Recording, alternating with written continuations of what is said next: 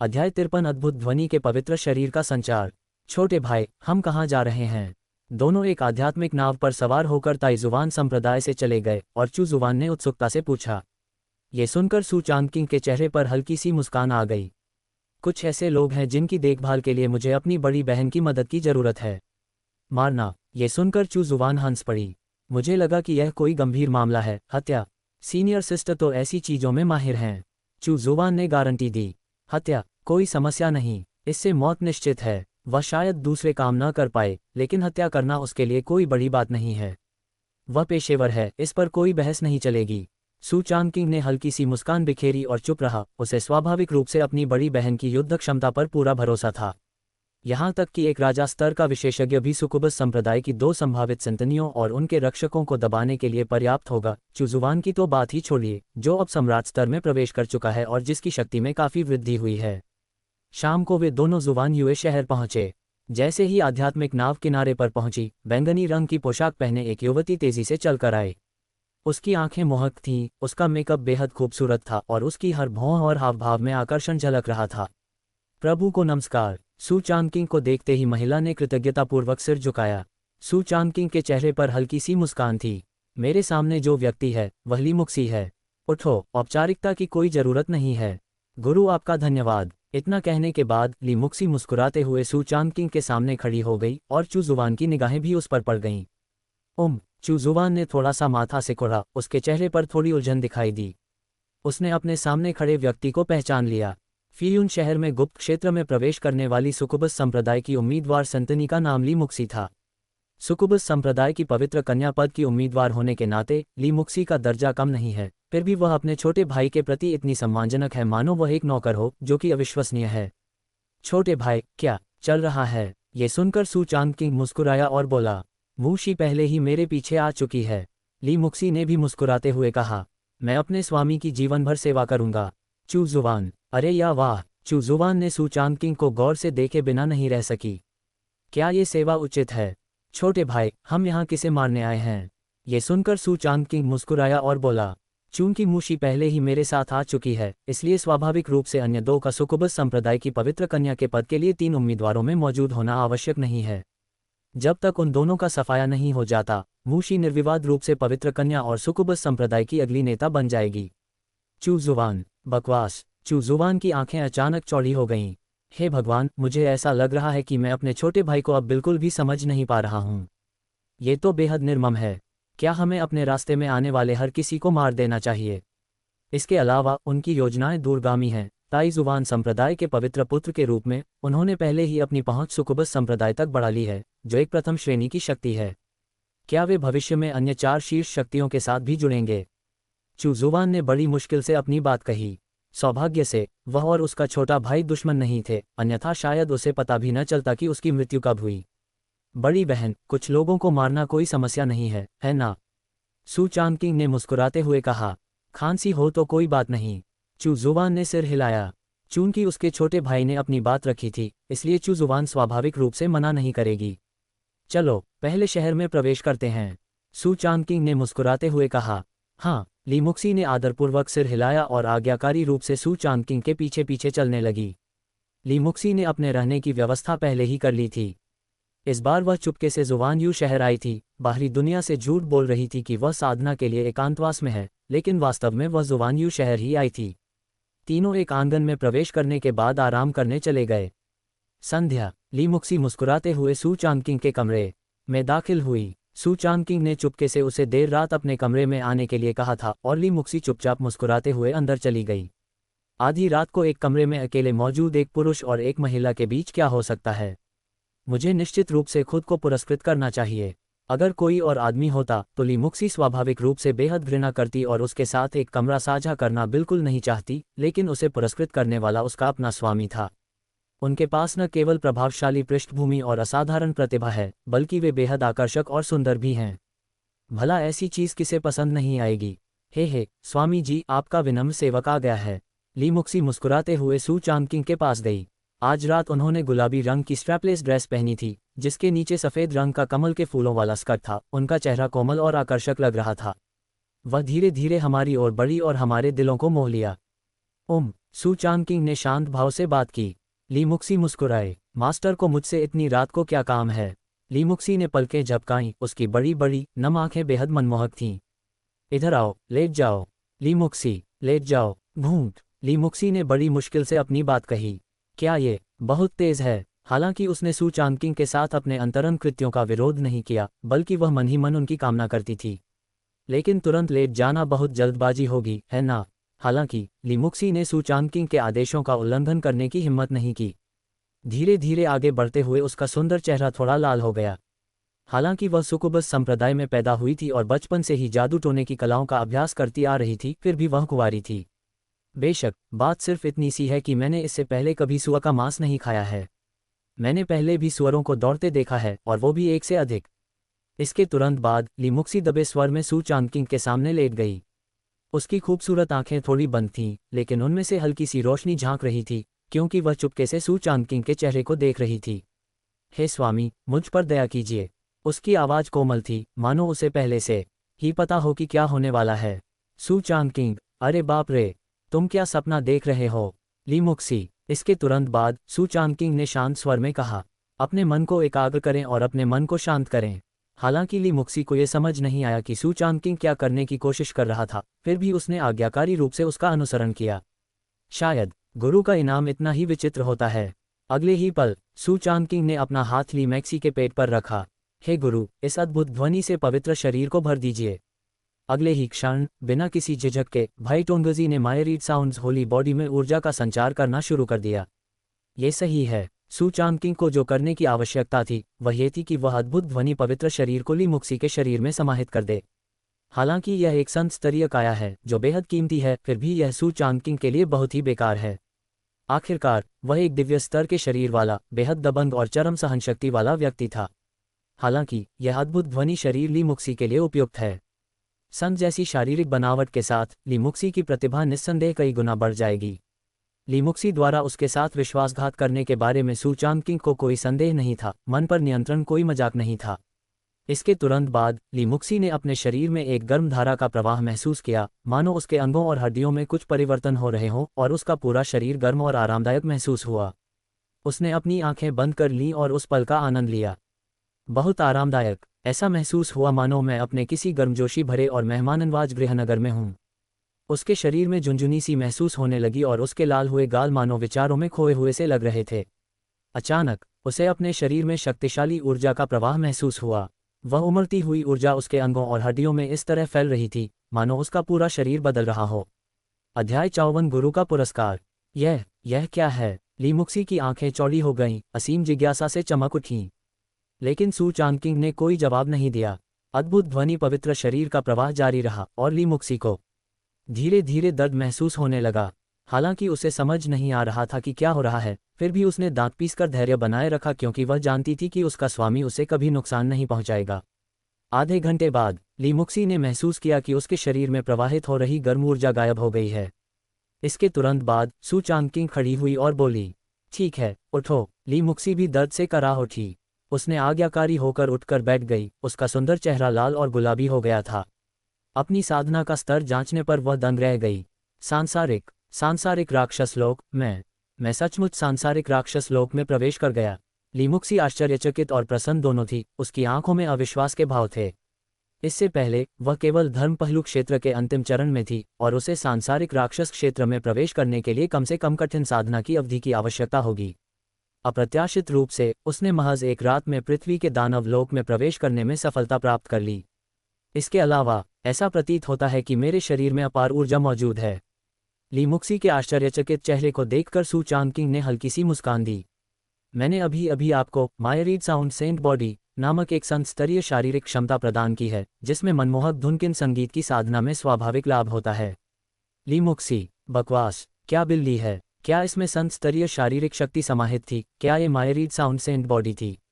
ली मुक्सी को लगभग लगा कि उसने गलत सुना है, और वह सदमे से जम गई।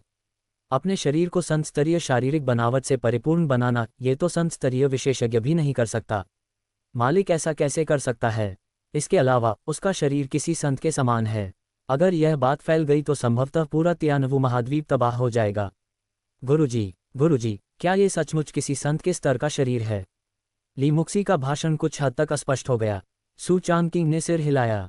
बिल्कुल सही, भविष्य में आपकी साधना की गति में काफ़ी वृद्धि होगी और इसके उपयोग अनंत होंगे। सू चांगकिंग का सकारात्मक जवाब सुनकर ली मुक्सी अपनी खुशी को रोक नहीं पाए। संत स्तर की शारीरिक क्षमता, जिसका अर्थ है कि भविष्य में उसके संत लोक में प्रवेश करने की उच्च संभावना है। ली मुक्सी ऐसे पौराणिक क्षेत्र से कैसे अप्रभावित रह सकती थी। वह तुरंत घुटनों के बल बैठ गई। उसकी बड़ी बड़ी नम आंखें सू चांगकिंग की ओर टिकी हुई थीं। शायद अद्भुत ध्वनि पवित्र शरीर के कारण ली मुक्सी के मोहक गुण एक बार फिर बढ़ गए थे। प्रभु, पुरस्कार के लिए धन्यवाद। मैं शपथ लेता हूं कि मैं अपनी जान की कीमत पर भी आपकी सेवा करूंगा। इस क्षण ली मुक्सी को वास्तव में सू चांगकिंग से प्यार हो गया। संत जैसी शारीरिक क्षमता को यूं ही गंवाया जा सकता है। उनकी क्षमताएं और उनकी उदारता दोनों ही आम लोगों की पहुंच से परे हैं। अगर सू चांगकिंग इस समय ली मुक्सी से कुछ अवर्णनीय काम करवाना भी चाहती तो वह जरा भी संकोच नहीं करती। ये सुनकर सू चांगकिंग के होंठ हल्के से ऊपर की ओर मुड़ गए और वह काफ़ी संतुष्ट महसूस कर रहा था। ली मुक्सी को पालने पोसने का कारण ये था कि उसमें अच्छी प्रतिभा थी और सबसे महत्वपूर्ण बात यह थी कि वह बहुत बुद्धिमान थी और भविष्य में उसके हाथों में एक धारदार हथियार बन सकती थी।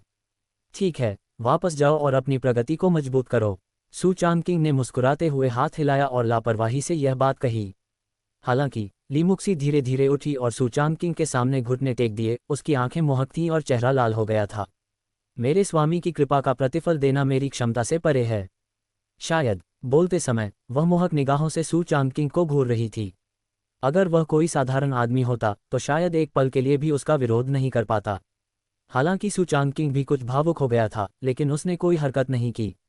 उसने मुस्कुराते हुए ली मुक्सी के गालों को चुटकी से दबाया। जब तुम संप्रदाय में वापस आओगी और पवित्र कन्या बन जाओगी, तब हम इस बारे में बात करेंगे। सुकुबस संप्रदाय का एक नियम है कि पवित्र कन्या बनने के लिए उम्मीदवारों को पवित्र रहना चाहिए और अपनी कौमार्यता नहीं खोनी चाहिए। यदि इस नियम का उल्लंघन किया जाता है तो उम्मीदवार की पवित्र कन्या बनने की योग्यता रद्द कर दी जाएगी। ये सुनकर ली मुक्सी को कुछ याद आ गया। उसने सू चांगकिंग को दया भरी नज़रों से देखा और फिर अचानक हंस पड़ी। गुरुजी, मैं। सू चांगकिंग एक पल के लिए स्तब्ध रह गया। उसकी आंखें मोहक थीं। धत्तेरी की, वह लोमड़ी तो वाकई बहुत मुश्किल है। आधी रात को ली मुक्सी संतुष्ट होकर चली गई। सुकुबस संप्रदाय से जुड़े होने के बावजूद उसे प्रेम संबंधी मामलों का कोई अनुभव नहीं है, लेकिन वह जल्दी सीख जाती है। इस लिहाज से ली मुक्सी की समझदारी वाकई असाधारण है। अगली सुबह सू चांगकिंग तरोताजा महसूस करते हुए उठा।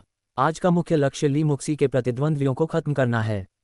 तीनों ने नाश्ता करने के बाद शहर से बाहर प्रस्थान किया। घने जंगल की गहराई में वह स्थान स्थित है जहां तथाकथित महान खजाना प्रकट हुआ है।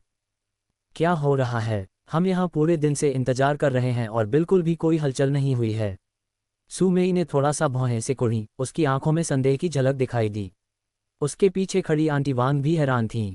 उन्होंने अपनी दिव्य चेतना, जो राजसी स्तर पर थी, का प्रयोग किया और कई मील के दायरे में मौजूद सभी परिस्थितियों का अपने मन में अवलोकन किया, लेकिन उन्हें कुछ भी नहीं मिला। अजीब बात है, क्या इस खजाने के बारे में खबर झूठी हो सकती है? ये सुनकर सू मेई के चेहरे पर संदेह की एक झलक दिखाई दी। लेकिन तभी पीछे से एक आवाज आई। अरे सीनियर सिस्टर सू, क्या संयोग है? परिचित आवाज सुनकर सू मेई मुड़ी और उसके सामने एक मुस्कुराता हुआ चेहरा दिखाई दिया। ली यलियन, जो कि सुकुबस संप्रदाय की संत बनने की एक और उम्मीदवार हैं।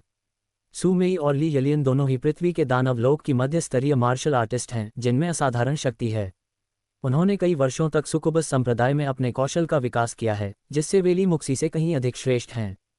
ली यलियन को देखते ही सू मेई का चेहरा तुरंत गुस्से से लाल हो गया और उसने सख्ती से कहा, ली यलियन, तुम यहाँ क्या कर रही हो? ये सुनकर ली यलियन मुस्कुराए और बोली, बेशक, इसका कारण वही है जो मेरी बड़ी बहन का है। ये सुनकर सू मेई ने अपने दांत भींच लिए। धिक्कार है, वह यहाँ क्यों है? सू मेई हमेशा से ली यलियन को अपनी सबसे बड़ी प्रतिद्वंदी मानती रही है। इस बार जुवान युए शहर के बाहर एक बड़ा खजाना है जो प्राचीन राक्षसी संप्रदाय का खजाना है। अगर वह इसे हासिल कर संप्रदाय को सौंप देती है तो पवित्र कन्या के रूप में उसकी स्थिति सुरक्षित हो जाएगी। सू मेई को यह देखकर आश्चर्य हुआ कि ली यलियन भी आ गई थी। धिक्कार है, ये तो एक लगातार पीछा करने वाले भूत की तरह है। सू सीनियर सिस्टर, ऐसा लगता है कि आपको अभी तक खजाना नहीं मिला है। ऐसे में मैं आपकी मदद करूंगी और हम साथ मिलकर उसकी तलाश करेंगे। ली यलियन ने मुस्कुराते हुए कहा। धत्तेरी की, सू मेई ने दांत पीस लिए। उसकी निगाहें बर्फीली थीं। जब दोनों बात कर रहे थे तभी अचानक एक जानी पहचानी आवाज सुनाई दी। ओह, दोनों बड़ी बहनें यहाँ हैं। सब लोग यहाँ हैं। ये सुनकर सू मेई और ली यलियन अचंभित रह गईं। इसके तुरंत बाद ली मुक्सी मुस्कुराते हुए झाड़ियों से बाहर निकली। ये देखकर दोनों महिलाओं ने हल्की सी ठंडी मुस्कान दिखाए। छोटी बहन ली, तुम भी यहाँ गुप्त खजाने को खोजने आए हो, है ना? लेकिन मुझे डर है कि तुम इसके लिए पर्याप्त मजबूत नहीं हो। बिल्कुल सही, अगर आपको खजाना मिल भी जाए तो उससे आपका कोई लेना देना नहीं है। मैं आपको सलाह देता हूं कि आप जितनी जल्दी हो सके वापस चले जाएं। दोनों महिलाओं ने व्यंग्यात्मक टिप्पणियां की। धर्म पहलू क्षेत्र की मात्र एक मार्शल आर्टिस्ट ली मुक्सी उनके ध्यान देने योग्य भी नहीं थी। क्या आप संत बनने के पद के लिए उनसे प्रतिस्पर्धा करना चाहती हैं? सपने देखते रहो। हालांकि ली मुक्सी जोर से हंसी। मेरी दोनों बड़ी बहनों, मुझे सच में नहीं पता कि तुम सिर्फ भोली हो या सचमुच बेवकूफ़ हो। आपको सच में नहीं लगता कि यहाँ किसी तरह का गुप्त खजाना है ना?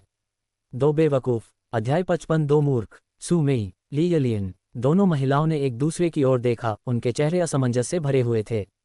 बकवास, अर्थ क्या है? नहीं, कोई गुप्त खजाना नहीं। स्पष्टतः सू मेई और ली यलियन ने अभी तक कोई प्रतिक्रिया नहीं दी थी। ली मुक्सी मुस्कुराई और धीरे धीरे आगे बढ़ी, उसकी आंखों में हल्की सी घातक मंशा झलक रही थी। ये तथाकथित खजाना सिर्फ एक चारा है जिसे तुम दोनों बेवकूफ़ों को लुभाने के लिए बनाया गया है। जब तक मैं तुम दोनों को मार नहीं देती, संत का पद मेरा ही होगा। ली मुक्सी के होठों पर हल्की सी मुस्कान आ गई, उसकी आंखों में एक सूक्ष्म उदासीनता झलक रही थी। फुफकार। सू मेई और ली यलियन ने एक दूसरे की ओर देखा, उनकी आंखों में गहरा सदमा झलक रहा था। ये सब दरअसल उनकी छोटी बहन का काम था। लेकिन सू मेई ने व्यंग्य किया, मैं समझ गया। छोटी बहन ली की योजना अच्छी है, लेकिन दुर्भाग्य से न केवल आपको हम दोनों को यहाँ रखने का मौका नहीं मिलेगा, बल्कि हम दोनों के हाथों आपकी जान भी जा सकती है। ली यलियन ने भी मुस्कुराते हुए कहा, बुरा नहीं है, अफसोस की बात है कि आप में ये क्षमता नहीं है। वे दोनों ही मध्य स्तर के सांसारिक दानव क्षेत्र के योद्धा थे और उनमें से प्रत्येक को एक राजा क्षेत्र के विशेषज्ञ द्वारा संरक्षित किया गया था। उन दोनों की तुलना में ली मुक्सी तो कहीं दूर की कड़ी है। तो अगर आप कोई योजना बनाते हैं तो क्या हुआ? सबसे महत्वपूर्ण चीज़ ताकत है। इस दुनिया में आपको वास्तविक कौशल की आवश्यकता है। ये सुनकर ली मुक्सी के होंठ हल्के से ऊपर की ओर मुड़ गए और उसकी आंखों में थोड़ी सी अवहेलना झलकने लगी। हाँ, ऐसा लगता है कि मेरी दोनों बड़ी बहनें बहुत जल्दी खुश हो गई हैं। अगर मैंने उन्हें उनके तौर तरीकों पर न छोड़ा होता तो मैं इस नाटक को मंच पर लाने की हिम्मत कैसे कर पाती? ये सुनकर दोनों महिलाएं स्तब्ध रह गईं और अचानक उनके मन में एक अनहोनी का डर पैदा हो गया। हाँ, ली मुक्सी मूर्ख नहीं है। अगर उसके पास असीम शक्ति न होती तो वह जाल बिछाने की हिम्मत कैसे करती? हालांकि उन दोनों की तुलना में उसकी पृष्ठभूमि बहुत ही सतही थी, इसलिए उसके लिए किसी विशेषज्ञ से मदद लेना असंभव था। जब वे दोनों विचार कर रहे थे, तभी झाड़ियों से एक पुरुष और एक महिला धीरे धीरे निकले। उनकी आकर्षक उपस्थिति ने तुरंत सबका ध्यान आकर्षित कर लिया। ली मुक्सी के होंठ हल्के से ऊपर की ओर मुड़े, जिससे एक कोमल वक्रता बन गई। मेरे मालिक के यहाँ होने पर तुम दोनों बेवकूफ़ों का कोई चांस नहीं है। बताओ, तुम कैसे मरना चाहते हो? ली मैक्सी ने सू मेई और ली यलियन के प्रति कोई सम्मान न दिखाते हुए अहंकार से बात की। ऐसा लग रहा था मानो उसकी नज़रों में उसके सामने खड़े दोनों लोग सिर्फ कंकाल बनकर रह गए हों। सू चांगकिंग और चूजुवान को सामने आते देख सू मेई और ली यलियन तुरंत तनाव में आ गए। ली मुक्सी, तुमने अपने साथी शिष्यों की हत्या के लिए बाहरी लोगों के साथ साजिश रचने की हिम्मत कैसे की? यह एक गंभीर अपराध है। हाँ, मुझे इसकी सूचना संप्रदाय के नेता को देनी होगी। तुम मर चुके हो। उन दोनों महिलाओं को कभी उम्मीद नहीं थी कि ली मुक्सी इतनी दुस्साहसी होगी कि वह पवित्र कन्या के पद के लिए बाहरी लोगों के साथ मिलकर साजिश रचेगी। ली मुक्सी ने कोई जवाब नहीं दिया। सू चांगकिंग ने ठंडी मुस्कान के साथ अपने सामने खड़े लोगों को बर्फीली निगाहों से देखा। चिंता मत करो, तुम्हें जिंदा वापस जाने का मौका नहीं मिलेगा। इतना कहने के बाद सू चांगकिंग मुस्कुराया और बोला, बड़ी बहन, चलो करते हैं। अच्छा। चूजुवान ने केवल एक नीरस ठीक है कहा और फिर वह उस स्थान से गायब हो गई। ये देखकर ली यलियन और सू मेई के पीछे खड़े दो राजा क्षेत्र के योद्धा तुरंत आगे बढ़कर उन्हें रोकने के लिए खड़े हो गए। हालांकि जैसे ही दोनों ने चूजुवान के साथ हाथापाई की, उनके चेहरे के भाव अचानक पूरी तरह से बदल गए। नहीं, ये तो एक सम्राट की शक्ति है। ये तो सम्राट स्तर के विशेषज्ञ की ताकत है। अरे बाप रे! दोनों बुजुर्ग महिलाएं पूरी तरह से अचंभित रह गईं। लेकिन तब तक बहुत देर हो चुकी थी। चूजुवान का हमला बहुत तेज और शक्तिशाली था। उसने जरा भी संकोच नहीं किया और एक जोरदार मुक्का मारा। वह भयानक हमला किसी सुनामी की तरह आया। बूम! पलक झपकते ही दोनों बूढ़ी औरतें खून से लथपथ मुंह थूकते हुए दूर जा गिरीं। फिर उनकी सांसें थम गईं और वे निस्संदेह मर चुकी थीं। सू मेई और ली यलियन दोनों ये दृश्य देखकर अवाक रह गईं। उनकी आंखों में अविश्वास के भाव थे। राजा स्तर के दो मार्शल आर्टिस्ट यूं ही मर गए। बकवास। यह नकली होना चाहिए। इसके तुरंत बाद सू मेई और ली यलियन के दिलों में अचानक भय की भावना उत्पन्न हो गई। किंग रियल्म के 2 योद्धाओं की मौत के बाद क्या अर्थ फिएन रियल्म के इन 2 योद्धाओं के पास अभी भी जीवित रहने का कोई मौका है? इसका उत्तर संभवतः नहीं है। ये सोचकर उनका दिल बैठ गया। अब आपकी बारी है। सू चांगकिंग ने हल्की सी मुस्कान दी। ली यलियन और सू मेई ने एक दूसरे की ओर देखा और तुरंत घुटनों के बल बैठ गईं। महाराज, हमसे गलती हुई। हम आपके समक्ष आत्मसमर्पण करने को तैयार हैं और अब से आपकी सेवा में तत्पर रहेंगे। हाँ हाँ, हम वो सब कर सकते हैं जो ली मुक्सी कर सकती है, और हम वो भी कर सकते हैं जो वो नहीं कर सकती। कृपया हमारी जान बख्श दीजिए। दोनों आदमी मरे हुए कुत्तों की तरह जमीन पर घुटने टेक कर बैठ गए। उनकी आंखों में डर साफ झलक रहा था। सक्कुबस संप्रदाय की पवित्र कन्या बनने की उम्मीदवार होने के नाते उनका भविष्य उज्ज्वल था और स्वाभाविक रूप से वे इस तरह मरना नहीं चाहती थीं। जहां तक इस बात का सवाल है कि क्या ये सुकुबस संप्रदाय के साथ विश्वासघात था, इसकी परवाह कौन करता है? जीवित रहना ही सबसे महत्वपूर्ण है। और अब सू चांगकिंग ही वह व्यक्ति है जो उनके जीवन और मृत्यु को नियंत्रित कर सकता है। ये सुनकर सू चांगकिंग के होंठ हल्के से ऊपर की ओर मुड़ गए। ओह, क्या ऐसा कुछ है जो आप दोनों मिलकर कर सकते हैं और वह नहीं कर सकती? ये सुनकर सू मेई ने तुरंत जवाब दिया, मैं एक साधारण स्त्री हूँ, फिर भी मैं दिन रात आपकी सेवा करने के लिए तत्पर हूँ। हाँ हाँ, आप मेरे साथ कुत्ते जैसा व्यवहार कर सकते हैं, मैं आपके लिए कुछ भी करूँगा। ली यलियन ने भी तुरंत अपनी राय व्यक्त की। ये दोनों देखने में काफ़ी आकर्षक थे और अपने मोहक आकर्षण के साथ वे निश्चित रूप से बुरे नहीं थे। हालांकि ली मुक्सी की तुलना में वह कहीं अधिक हीन थी और अपने प्रिय गुरु की तुलना में तो वह और भी हीन थी। सू चांगकिंग स्वाभाविक रूप से उसे नीचा समझता था। उसने हल्की सी मुस्कान बिखेरी और सिर हिलाया। तुम दोनों दिखने में अच्छे नहीं हो, मुझे तुम में कोई दिलचस्पी नहीं है। बड़ी बहन, बस इन दोनों को मार डालो। सू चांगकिंग के शब्दों ने पल भर में उनके दिलों को निराशा में डुबो दिया। पर निर्भर, इतना निर्णायक। दोनों महिलाएं खुद को काफ़ी खूबसूरत मानती थीं और उनके कई प्रशंसक भी थे, लेकिन उन्होंने कभी उम्मीद नहीं की थी कि सू चांगकिंग के सामने वे कुछ भी नहीं होंगी और उन्हें इतनी बुरी तरह से अस्वीकार कर दिया जाएगा। लेकिन उन दोनों के लिए अब और सोचने का कोई मतलब नहीं था। बिना किसी झिझक के चूजुवान ने सीधा हमला कर दिया। दोनों आदमी आंखें फाड़कर देखते रह गए और फिर एक ही वार में तुरंत मारे गए। ये देखकर ली मुक्सी की आंखों में उत्साह की चमक आ गई। हालांकि सू चांगकिंग ने पहले ही उसे बताया था कि वह उसकी 2 वरिष्ठ बहनों से छुटकारा दिलाने में उसकी मदद करेगा और उसे पवित्र कन्या के पद तक पहुंचने में सहयोग देगा, लेकिन जब वह दिन वास्तव में आया तो ली मुक्सी का दिल उतना शांत नहीं था जितना उसने कल्पना की थी। सू चांगकिंग ने हल्की सी मुस्कान बिखेरी, फिर आगे बढ़ा और उसके हाथ में 9 नीदरबोन स्पिरिट फायर प्रज्वलित हो गई। ज्वालाओं की भयावह शक्ति से मृत्यु का घना आवरण फैल गया। एक झटके में ही ज्वालाओं ने सू मेई और अन्य सभी के शवों को जलाकर राख कर दिया। जब किसी व्यक्ति की मृत्यु हो जाती है तो पक्षी आकाश में उड़ जाता है। भला किसे पता चल सकता था कि यह काम सू चांगकिंग ने किया था? इसके अलावा ये जानने से क्या फ़ायदा होगा? क्या ताइजुवान संप्रदाय का पवित्र पुत्र एक साधारण सुकुबस संप्रदाय से डरेगा? चुटकुला। सू चांगकिंग ने अपनी निगाहें ली मैक्सी की ओर घुमाईं। तुम्हारे दोनों प्रतिद्वंद्वी मर चुके हैं और संत बनने की राह में अब कोई बाधा नहीं है। बाकी सब तुम्हारे प्रयासों पर निर्भर करता है। मुझे निराश मत करना। सू चांगकिंग ने सबसे बड़ी बाधा को दूर कर दिया है, जिससे पवित्र कन्या के पद के लिए प्रतिस्पर्धा काफ़ी आसान हो गई है। ये सू चांगकिंग द्वारा ली मुक्सी के लिए किया गया एक परीक्षण भी है।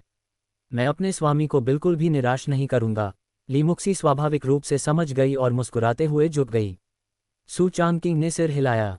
काफ़ी देर हो गई है, अब वापस जाने का समय है। गुरु संतलोक में प्रवेश करने के कगार पर हैं। वह मास्टर का पसंदीदा आदमी है, इसलिए स्वाभाविक रूप से उसे वहां होना ही होगा। अध्याय 56 मास्टर ब्रेक थ्रू। क्या मैं यानडेरे बन गई? सू चांगकिंग और चूजुवान चले गए। अपने गुरु को विदा होते देख ली मुक्सी मुस्कुराए और उसका संकल्प और भी मजबूत हो गया। निश्चिंत रहें स्वामी जी, मैं निश्चित रूप से आपके हाथ में सबसे तेज धार वाला हथियार बनूंगा। ली मुक्सी ने अभूतपूर्व गंभीरता के साथ स्वयं से कुछ बुदबुदाया। ताइशुवान संप्रदाय में वापस आकर लिंग्युन शिखर पर असंख्य शक्तिशाली आध्यात्मिक ऊर्जाएं एकत्रित हुईं। शिखर के भीतर की आध्यात्मिक ऊर्जा पहले से ही बहुत समृद्ध थी, लेकिन अब ये पहले से दर्जनों गुना अधिक समृद्ध हो गई थी, लगभग तरल रूप में संघनित हो रही थी। आध्यात्मिक ऊर्जा की असंख्य धाराओं ने गुज़िरान के कमरे के भीतर एक भयानक भंवर का निर्माण कर दिया। लिंग्युन शिखर के ऊपर का आकाश भी रंग बदलकर गहरा अंधकार में विस्तार में तब्दील हो गया, मानो दुनिया का अंत आ गया हो। गुरुजी, मैं अब सफलता के शिखर पर पहुंचने ही वाला हूं। अपने सामने के दृश्य को देखकर सू चांगकिंग मुस्कुराया और कुछ आश्चर्य के साथ बोला, हम इस दिन का लंबे समय से इंतजार कर रहे थे। गुरुजी अंततः संतलोक में प्रवेश करने वाले हैं। एक बार जब आप संत लोक में प्रवेश कर लेते हैं तो आपकी शक्ति में जबरदस्त परिवर्तन आएगा। हालांकि सर्वोच्च क्षेत्र शक्तिशाली है, लेकिन संत क्षेत्र के विशेषज्ञों के सामने वह कुछ भी नहीं है। चूजुवान आश्चर्यचकित दिखी और उसने खाली निगाहों से आकाश की ओर देखा। अगले ही पल आसमान में बैंगनी रंग की बिजली की एक तेज चमक उठी और सीधे नीचे गिरी। गुजिरान ने एक कदम आगे बढ़ाया और गुफा से बाहर निकल गई। उसने एक सफ़ेद लंबी पोशाक पहनी थी जिसका स्कर्ट बहते बादलों जितना चौड़ा था, कपड़ा धुए जितना हल्का और मुलायम था, और गले का हिस्सा थोड़ा खुला हुआ था जिससे उसकी बर्फ जैसी सफ़ेद त्वचा और खूबसूरत कॉलरबोन दिखाई दे रही थी। गुजिरान की आस्तीनें घूमती हुई हवा में सरसराहट करती हुई फड़फड़ा रही थीं, मानो हवा में पंखुड़ियां उड़ रही हों, पंखों की तरह हल्की। उसकी आंखें गहरे तारों भरे आकाश की तरह थीं, बर्फीली ठंडक लिए हुए। उसने बैंगनी बिजली पर बेपरवाही से नज़र डाली और एक झटके में उसे चकनाचूर कर दिया। लेकिन ये तो केवल शुरुआत है। अगले ही पल बिजली की अपार शक्ति बरस उठी और आकाश पल भर में बिजली और गरज से भर गया। पूरा ताइशुवान संप्रदाय कांप उठा और अनगिनत शिष्य अपने सामने के दृश्य को स्तब्ध होकर देखते रह गए। गुजिरान को जरा भी डर नहीं था। उसका शरीर ऊपर उठा और सीधे आकाश की ओर चल पड़ा। वह बेहद खूबसूरत चेहरा बर्फ की तरह ठंडा था। पंख गिरना। गुजिरान ने अपनी तलवार घुमाई, बिजली की शक्ति का सीधे सामना किया और उसके सामने की सभी बिजली की किरणें चकनाचूर हो गईं। हे भगवान, ये क्या हो रहा है? परी गु बिजली की आपदा को कैसे आकर्षित कर सकती है? क्या ऐसा हो सकता है कि वह संतलोक में प्रवेश करने वाला हो? हे भगवान, वह सचमुच संतलोक में प्रवेश करने वाला है। हे भगवान, ये तो बहुत डरावना है। मुझे कभी उम्मीद नहीं थी कि फेरी गु वास्तव में संतलोक में प्रवेश कर पाएगी। उसकी शक्ति सचमुच भयावह है। उद्धरण चिन्ह उद्धरण चिन्ह उद्धरण चिन्ह उद्धरण चिन्ह। ताइशुवान संप्रदाय के सभी शिष्य पूरी तरह से स्तब्ध रह गए। इस समय मुख्य शिखर के अंदर मोमिंग ने पास ही में हो रही बिजली की आपदा को देखा। उसके चेहरे पर उत्साह झलक रहा था। छोटी बहन, तुम सफलता की बुलंदियों पर पहुंचने वाली हो। बहुत बढ़िया। मेरे ताइजुवान संप्रदाय को एक और संत क्षेत्र विशेषज्ञ मिल गया। बिना किसी झिझक के मोमिंग ने तेजी से गति पकड़ी और सीधे लिंग्युन चोटी की ओर चल पड़ा। इसके तुरंत बाद प्रकाश की लकीरें चमक उठीं और वान किंग्युन सहित ताइजुवान संप्रदाय के सभी शीर्ष गुरु लिंग्युन शिखर पर एकत्रित हो गए। हालांकि आज उनके चेहरे के भाव कुछ असहज लग रहे थे। आखिरकार वह हमेशा से गुजिरान को अपनी प्रतिद्वंदी मानती थी और उसके प्रति मन में द्वेष रखती थी। हालांकि अब जबकि गुजिरान संत क्षेत्र में प्रवेश करने ही वाली है, वान किंग्युन ऐसे विचार या कल्पना करने की हिम्मत नहीं कर सकती। विशाल आकाश में गुजिरान बिजली की आपदा के साथ एक भयंकर युद्ध में उलझी हुई थी। हालांकि बिजली का प्रकोप भयानक था, लेकिन गुजिरान भी कमजोर नहीं थी। उसकी शक्ति अत्यंत प्रबल थी और सूचांकिंग की संत भंग करने वाली गोली के साथ बिजली का प्रकोप उसके लिए कुछ भी नहीं था। आधे घंटे बाद बिजली गिरने का प्रकोप समाप्त हो गया। तब ऐसा लगा मानो दुनिया थम सी गई हो। बड़ी बहन, क्या गुरुजी इसे समाप्त करने वाले हैं? सूचांकिंग ने उत्सुकता से पूछा। चूजुवान ने अपना सिर हिलाया। अभी नहीं। बिजली गिरने की विपत्ति के अलावा संतलोक में प्रवेश करने के लिए सबसे महत्वपूर्ण चीज आंतरिक राक्षसों की विपत्ति है। आंतरिक राक्षसों की विपत्ति पर विजय प्राप्त करके ही कोई संत बन सकता है। हालांकि गुरुजी सांसारिक धूल से अछूती हैं और आंतरिक राक्षसों की मामूली विपत्ति उन्हें बंदी नहीं बना सकती। आंतरिक राक्षसों की पीड़ा। सूचांकिंग अचंभित रह गया। उसे संतलोक में प्रवेश करने में ऐसी बाधा की उम्मीद नहीं थी। गुजिरान को ऐसा लगा मानो वह किसी स्वप्नलोक में प्रवेश कर गई हो, जहां उसके आसपास की हर चीज अविश्वसनीय रूप से परिचित थी। गुफा के अंदर सूचांकिंग पलंग पर लेटा हुआ था। उसका सुंदर चेहरा मुस्कुरा रहा था और वह उसे इशारा कर रहा था। गुरुजी, जल्दी आइए, आपका शिष्य आपको बहुत याद कर रहा है। सदाबहार। गुजिरान ने धीरे से कुछ बुदबुदाया। उसकी आंखें धीरे धीरे धुंधली होती गईं। वह धीरे धीरे चलकर पास आए और सूचांकिंग ने उसे कसकर गले लगा लिया। गुरुजी, मुझे आपकी बहुत याद आती है। सूचांकिंग की बातें सुनकर गुजिरान के मन में कोमलता का एक उभार आया। गुरुजी, कृपया अपने शिष्य को फिर से मत छोड़िएगा, ठीक है? आपका शिष्य आपसे बिछड़ने का दर्द सहन नहीं कर सकता। सूचांकिंग के कोमल शब्दों को सुनकर गुजिरान को लगा जैसे उसके दिल में कुछ जड़ पकड़ रहा है और अंकुरित हो रहा है, और उसने मानो किसी आवेश में आकर सिर हिलाया। चांकिंग, चिंता मत करो गुरुजी, तुम्हें कभी नहीं छोड़ेंगे। सूचांकिंग ने मुस्कुराते हुए कहा। हे, बहुत बढ़िया गुरुजी, काफी देर हो रही है, चलिए आराम करते हैं। अच्छा, मेरे दिमाग में अनगिनत तस्वीरें कौंध गईं। सूचांकिंग के साथ मेरा पहला अनुभव। दूसरी बार और ... एन पे बड़ी ई की मात्रा पे अ की मात्रा बार और। उसके दिमाग में उभरी छवियां उसकी हड्डियों से चिपके कीड़ों की तरह थीं, जो उसे उनमें डुबो रही थीं, जिससे उसके लिए उनसे मुक्त होना या उनके पार देखना असंभव हो रहा था। चांकिंग, मुझे तुम्हारी बहुत याद आती है। भ्रम में गुजिरन धीरे से बड़बड़ाया। नीचे चू जुबान ने थोड़ा भौहें चढ़ाकर कुछ उलझन के साथ कहा, ऐसा नहीं होना चाहिए। मास्टर अपने भीतर के राक्षसों के जाल में कैसे फंस सकते हैं? चू जुबान अपने गुरु को बहुत अच्छी तरह जानती है। वह पवित्र और सांसारिक मामलों से अछूता है, भला वह आंतरिक राक्षसों के जाल में कैसे फंस सकता है? केवल सू चांगकिंग ही अचंभित रह गया। ऐसा लग रहा था कि वह समझ गया था कि उसका गुरु किस कारण फंसा हुआ है। क्या हुआ? मोमिंग ने कुछ हैरानी से भौहें चढ़ाईं। तभी अचानक गुजिरान जाग उठी। उसने अपनी आंखें खोली और उसकी आभा में जबरदस्त उछाल आया। उसकी आकृति हवा में तैर रही थी, उसके लंबे काले बाल हवा में लहरा रहे थे, उसका पूरा शरीर एक पवित्र आभा बिखेर रहा था और उसका बेहद खूबसूरत चेहरा इतना सुंदर था कि उसे सीधे देखना मुश्किल था। पवित्र क्षेत्र पूर्ण हो गया है। ये देखकर सू चांगकिंग सुखद रूप से आश्चर्यचकित हो गया। उसने अनुमान लगाया कि गुजिरान की सफलता का कारण वह संत सफलता की गोली ही होगी, अन्यथा वह शायद अपने भीतर के किसी गहरे राक्षस के चंगुल में फंसी रह जाती। आखिरकार सू चांगकिंग का आकर्षण बहुत अधिक था। नमस्कार ऋषि महामहिम, नमस्कार। उद्धरण चिन्ह उद्धरण चिन्ह उद्धरण चिन्ह डॉट डॉट डॉट उद्धरण चिन्ह। एक पल में ताइजुवान संप्रदाय के अनगिनत शिष्य घुटने टेककर ऋषि चिल्लाने लगे। यहाँ तक कि शीर्ष गुरु भी घुटने टेक दिए। हालांकि वे भी सर्वोच्च स्तर के विशेषज्ञ थे, लेकिन संत स्तर के विशेषज्ञ अब उनके बराबर नहीं थे। वांग किंग्युन जमीन पर पड़ी कांप रही थी। संत की शक्ति ने उसे ऐसा महसूस कराया मानो वह किसी बर्फीले तहखाने में गिर गई हो। सू चांगकिंग भी पहले घुटने टेकना चाहता था। आखिरकार गुजिरान उसकी प्रिय गुरु है, इसलिए अपने गुरु के सामने घुटने टेकना कोई बड़ी बात नहीं है।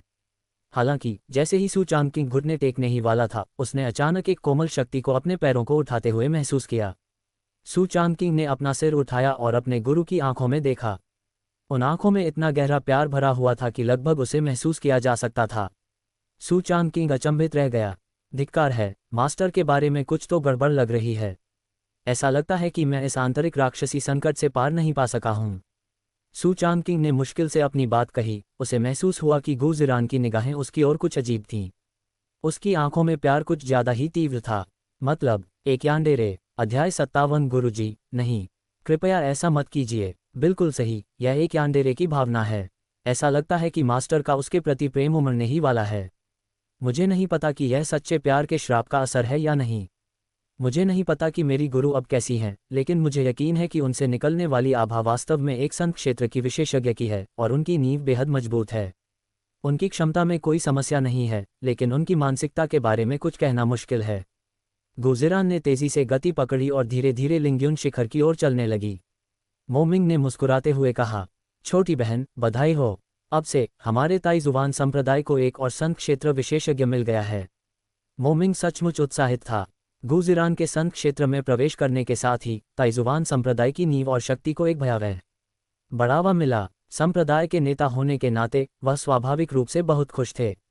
गुजिरान ने हल्की सी मुस्कान बिखेरी और धीरे से सिर हिलाया। आप बहुत दयालु हैं बड़े भाई। अन्य शीर्ष गुरुओं ने भी बधाई दी।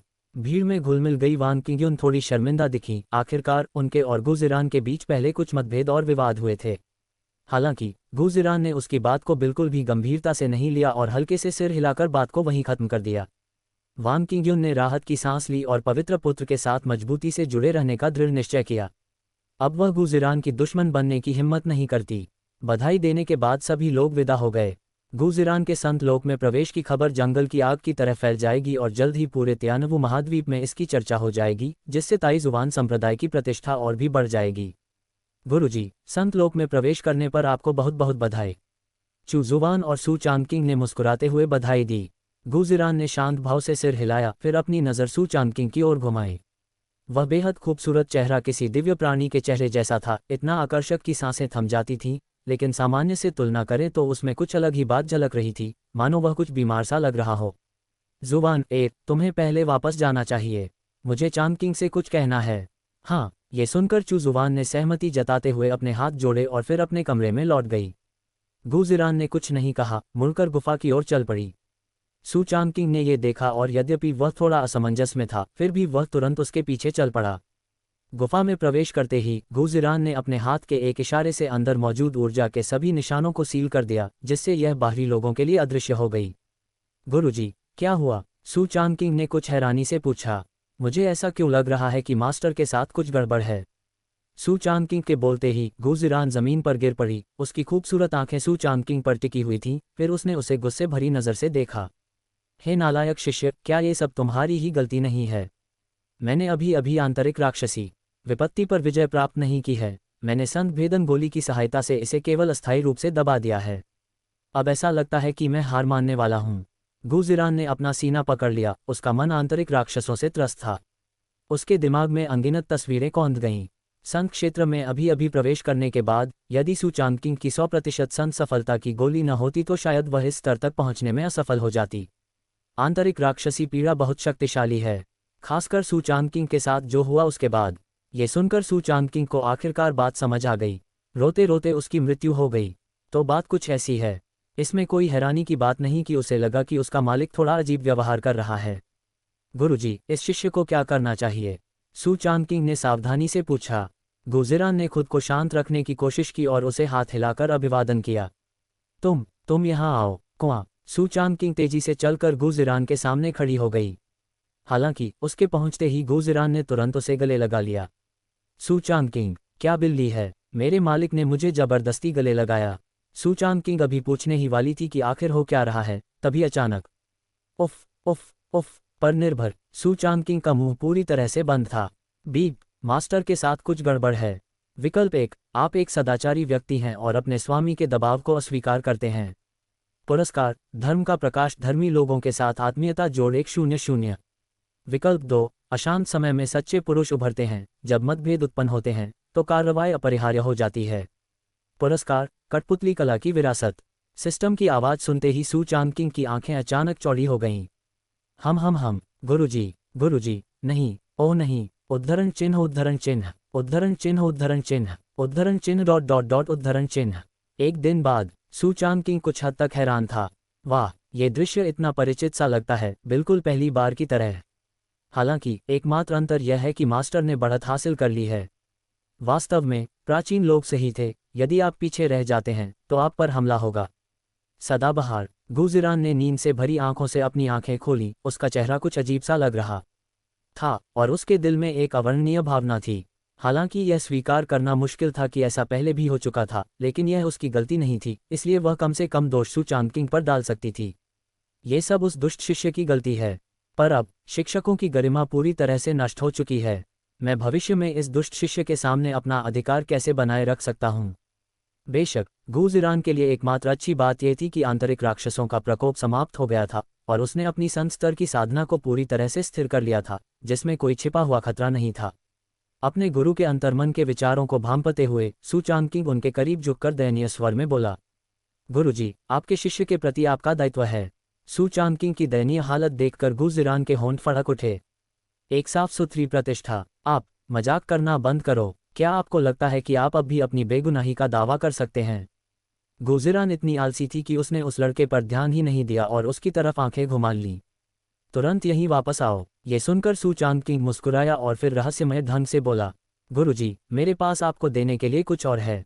क्या आप इसे लेना चाहेंगे या नहीं? गुजिरान, ये सब क्या है? ये तो बहुत रहस्यमय है। बोलो, क्या बात है? गुजिरान ने शांत भाव से कहा। सू चांगकिंग मुस्कुराया, ठीक है, मुझे एक चुंबन दो और मैं तुम्हें बता दूंगी। गुजिरान, तो मुझे यह नहीं चाहिए। सू चांगकिंग मुस्कुराया, क्या ऐसा है? स्वामी जी, क्या आप पुनर्विचार नहीं करेंगे? ये सम्राट क्षेत्र से संबंधित है। गुजिरान, क्या इसका संबंध शाही साम्राज्य से है? गुजिरान एक पल के लिए स्तब्ध रह गई।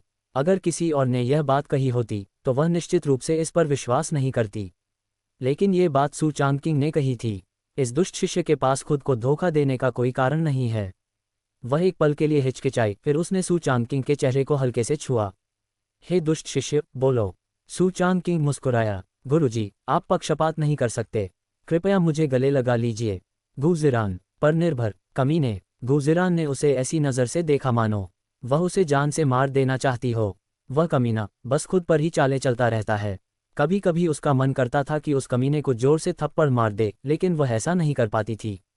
आखिरकार सच्चे प्यार के प्रभाव में सू चांगकिंग ही वह व्यक्ति था जिससे वह सबसे ज्यादा प्यार करती थी। मारो उसे, मुझे इसे देने में बहुत हिचकिचाहट हो रही है। मैं सचमुच आपका ऋणी हूँ। गुजिरान ने बेबसी से कहा। कुछ समय बाद, अभी बोलो वरना आज तुम्हारा खेल खत्म हो जाएगा। सू चांगकिंग, हे, मैं अभी बताता हूँ। सू चांगकिंग जानता था कि उसके गुरु का धैर्य खत्म हो चुका है, और अगर उसने उसे और देर तक असमंजस में रखा तो उसे डर था कि उसकी पिटाई हो जाएगी। अध्याय 57। गुरुजी, नहीं, कृपया ऐसा मत कीजिए। बिल्कुल सही, यह एक यानडेरे की भावना है। ऐसा लगता है कि मास्टर का उसके प्रति प्रेम उमड़ने ही वाला है। मुझे नहीं पता कि यह सच्चे प्यार के श्राप का असर है या नहीं। मुझे नहीं पता कि मेरी गुरु अब कैसी हैं, लेकिन मुझे यकीन है कि उनसे निकलने वाली आभा वास्तव में एक संत क्षेत्र की विशेषज्ञ की है, और उनकी नींव बेहद मजबूत है। उनकी क्षमता में कोई समस्या नहीं है, लेकिन उनकी मानसिकता के बारे में कुछ कहना मुश्किल है। गुजिरान ने तेजी से गति पकड़ी और धीरे धीरे लिंग्युन शिखर की ओर चलने लगी। मोमिंग ने मुस्कुराते हुए कहा, छोटी बहन, बधाई हो। अब से हमारे ताइजुवान संप्रदाय को एक और संत क्षेत्र विशेषज्ञ मिल गया है। मोमिंग सचमुच उत्साहित था। गुजिरान के संत क्षेत्र में प्रवेश करने के साथ ही ताइजुवान संप्रदाय की नींव और शक्ति को एक भयावह बढ़ावा मिला। संप्रदाय के नेता होने के नाते वह स्वाभाविक रूप से बहुत खुश थे। गुजिरान ने हल्की सी मुस्कान बिखेरी और धीरे से सिर हिलाया। आप बहुत दयालु हैं, बड़े भाई।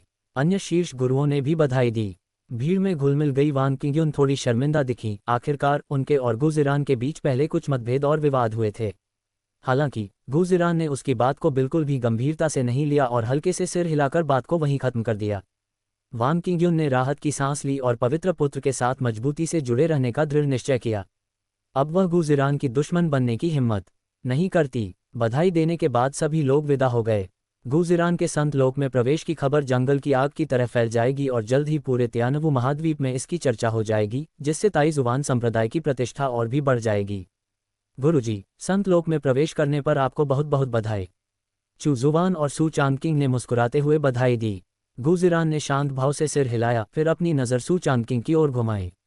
वह बेहद खूबसूरत चेहरा किसी दिव्य प्राणी के चेहरे जैसा था, इतना आकर्षक कि सांसें थम जाती थीं, लेकिन सामान्य से तुलना करें तो उसमें कुछ अलग ही बात झलक रही थी, मानो वह कुछ बीमार सा लग रहा हो। जुबान, तुम्हें पहले वापस जाना चाहिए। मुझे चांगकिंग से कुछ कहना है। हाँ, ये सुनकर चू जुबान ने सहमति जताते हुए अपने हाथ जोड़े और फिर अपने कमरे में लौट गई। गुजिरान ने कुछ नहीं कहा, मुड़कर गुफा की ओर चल पड़ी। सू चांगकिंग ने यह देखा और यद्यपि वह थोड़ा असमंजस में था, फिर भी वह तुरंत उसके पीछे चल पड़ा। गुफा में प्रवेश करते ही गुजिरान ने अपने हाथ के एक इशारे से अंदर मौजूद ऊर्जा के सभी निशानों को सील कर दिया, जिससे यह बाहरी लोगों के लिए अदृश्य हो गई। गुरुजी, क्या हुआ? सू चांगकिंग ने कुछ हैरानी से पूछा। मुझे ऐसा क्यों लग रहा है कि मास्टर के साथ कुछ गड़बड़ है। सू चांगकिंग के बोलते ही गुजिरान जमीन पर गिर पड़ी। उसकी खूबसूरत आंखें सू चांगकिंग पर टिकी हुई थीं, फिर उसने उसे गुस्से भरी नज़र से देखा। हे नालायक शिष्य, क्या ये सब तुम्हारी ही गलती नहीं है? मैंने अभी अभी आंतरिक राक्षसी विपत्ति पर विजय प्राप्त नहीं की है। मैंने संत भेदन गोली की सहायता से इसे केवल अस्थायी रूप से दबा दिया है। अब ऐसा लगता है कि मैं हार मानने वाला हूँ। गुजिरान ने अपना सीना पकड़ लिया। उसका मन आंतरिक राक्षसों से त्रस्त था। उसके दिमाग में अनगिनत तस्वीरें कौंध गईं। संत क्षेत्र में अभी अभी प्रवेश करने के बाद यदि सू चांगकिंग की 100% संत सफलता की गोली न होती तो शायद वह इस स्तर तक पहुंचने में असफल हो जाती। आंतरिक राक्षसी पीड़ा बहुत शक्तिशाली है, खासकर सू चांगकिंग के साथ जो हुआ उसके बाद। ये सुनकर सू चांगकिंग को आखिरकार बात समझ आ गई। रोते रोते उसकी मृत्यु हो गई। तो बात कुछ ऐसी है। इसमें कोई हैरानी की बात नहीं कि उसे लगा कि उसका मालिक थोड़ा अजीब व्यवहार कर रहा है। गुरुजी, इस शिष्य को क्या करना चाहिए? सू चांगकिंग ने सावधानी से पूछा। गुजिरान ने खुद को शांत रखने की कोशिश की और उसे हाथ हिलाकर अभिवादन किया। तुम यहाँ आओ, कुआं। सू चांगकिंग तेजी से चलकर गुजिरान के सामने खड़ी हो गई। हालांकि उसके पहुंचते ही गुजिरान ने तुरंत उसे गले लगा लिया। सू चांगकिंग, क्या बिल्ली है? मेरे मालिक ने मुझे जबरदस्ती गले लगाया। सू चांगकिंग अभी पूछने ही वाली थी कि आखिर हो क्या रहा है, तभी अचानक उफ उफ उफ पर निर्भर सू चांगकिंग का मुंह पूरी तरह से बंद था। बीप, मास्टर के साथ कुछ गड़बड़ है। विकल्प 1, आप एक सदाचारी व्यक्ति हैं और अपने स्वामी के दबाव को अस्वीकार करते हैं। पुरस्कार, धर्म का प्रकाश धर्मी लोगों के साथ आत्मीयता जोड़ 100। विकल्प 2, अशांत समय में सच्चे पुरुष उभरते हैं। जब मतभेद उत्पन्न होते हैं तो कार्रवाई अपरिहार्य हो जाती है। पुरस्कार, कठपुतली कला की विरासत। सिस्टम की आवाज़ सुनते ही सू चांगकिंग की आंखें अचानक चौड़ी हो गईं। हम गुरुजी, नहीं, ओह नहीं, उद्धरण चिन्ह उद्धरण चिन्ह उद्धरण चिन्ह उद्धरण चिन्ह उद्धरण चिन्ह डॉट डॉट डॉट उद्धरण चिन्ह। एक दिन बाद सू चांगकिंग कुछ हद तक हैरान था। वाह, ये दृश्य इतना परिचित सा लगता है, बिल्कुल पहली बार की तरह। हालांकि एकमात्र अंतर यह है कि मास्टर ने बढ़त हासिल कर ली है। वास्तव में प्राचीन लोग सही थे, यदि आप पीछे रह जाते हैं तो आप पर हमला होगा। सदाबहार। गुलज़िरान ने नींद से भरी आंखों से अपनी आंखें खोलीं। उसका चेहरा कुछ अजीब सा लग रहा था और उसके दिल में एक अवर्णनीय भावना थी। हालांकि यह स्वीकार करना मुश्किल था कि ऐसा पहले भी हो चुका था, लेकिन यह उसकी गलती नहीं थी, इसलिए वह कम से कम दोष सू चांदकिंग पर डाल सकती थी। ये सब उस दुष्ट शिष्य की गलती है। पर अब शिक्षकों की गरिमा पूरी तरह से नष्ट हो चुकी है। मैं भविष्य में इस दुष्ट शिष्य के सामने अपना अधिकार कैसे बनाए रख सकता हूँ? बेशक गुलज़िरान के लिए एकमात्र अच्छी बात यह थी कि आंतरिक राक्षसों का प्रकोप समाप्त हो गया था और उसने अपनी संत स्तर की साधना को पूरी तरह से स्थिर कर लिया था, जिसमें कोई छिपा हुआ खतरा नहीं था। अपने गुरु के अंतर्मन के विचारों को भांपते हुए सू चांदकिंग उनके करीब झुककर दयनीय स्वर में बोला, गुरुजी, आपके शिष्य के प्रति आपका दायित्व है। सू चांदकिंग की दयनीय हालत देखकर गुलज़िरान के होंठ फड़क उठे। एक साफ सुथरी प्रतिष्ठा। आप मजाक करना बंद करो। क्या आपको लगता है कि आप अब भी अपनी बेगुनाही का दावा कर सकते हैं?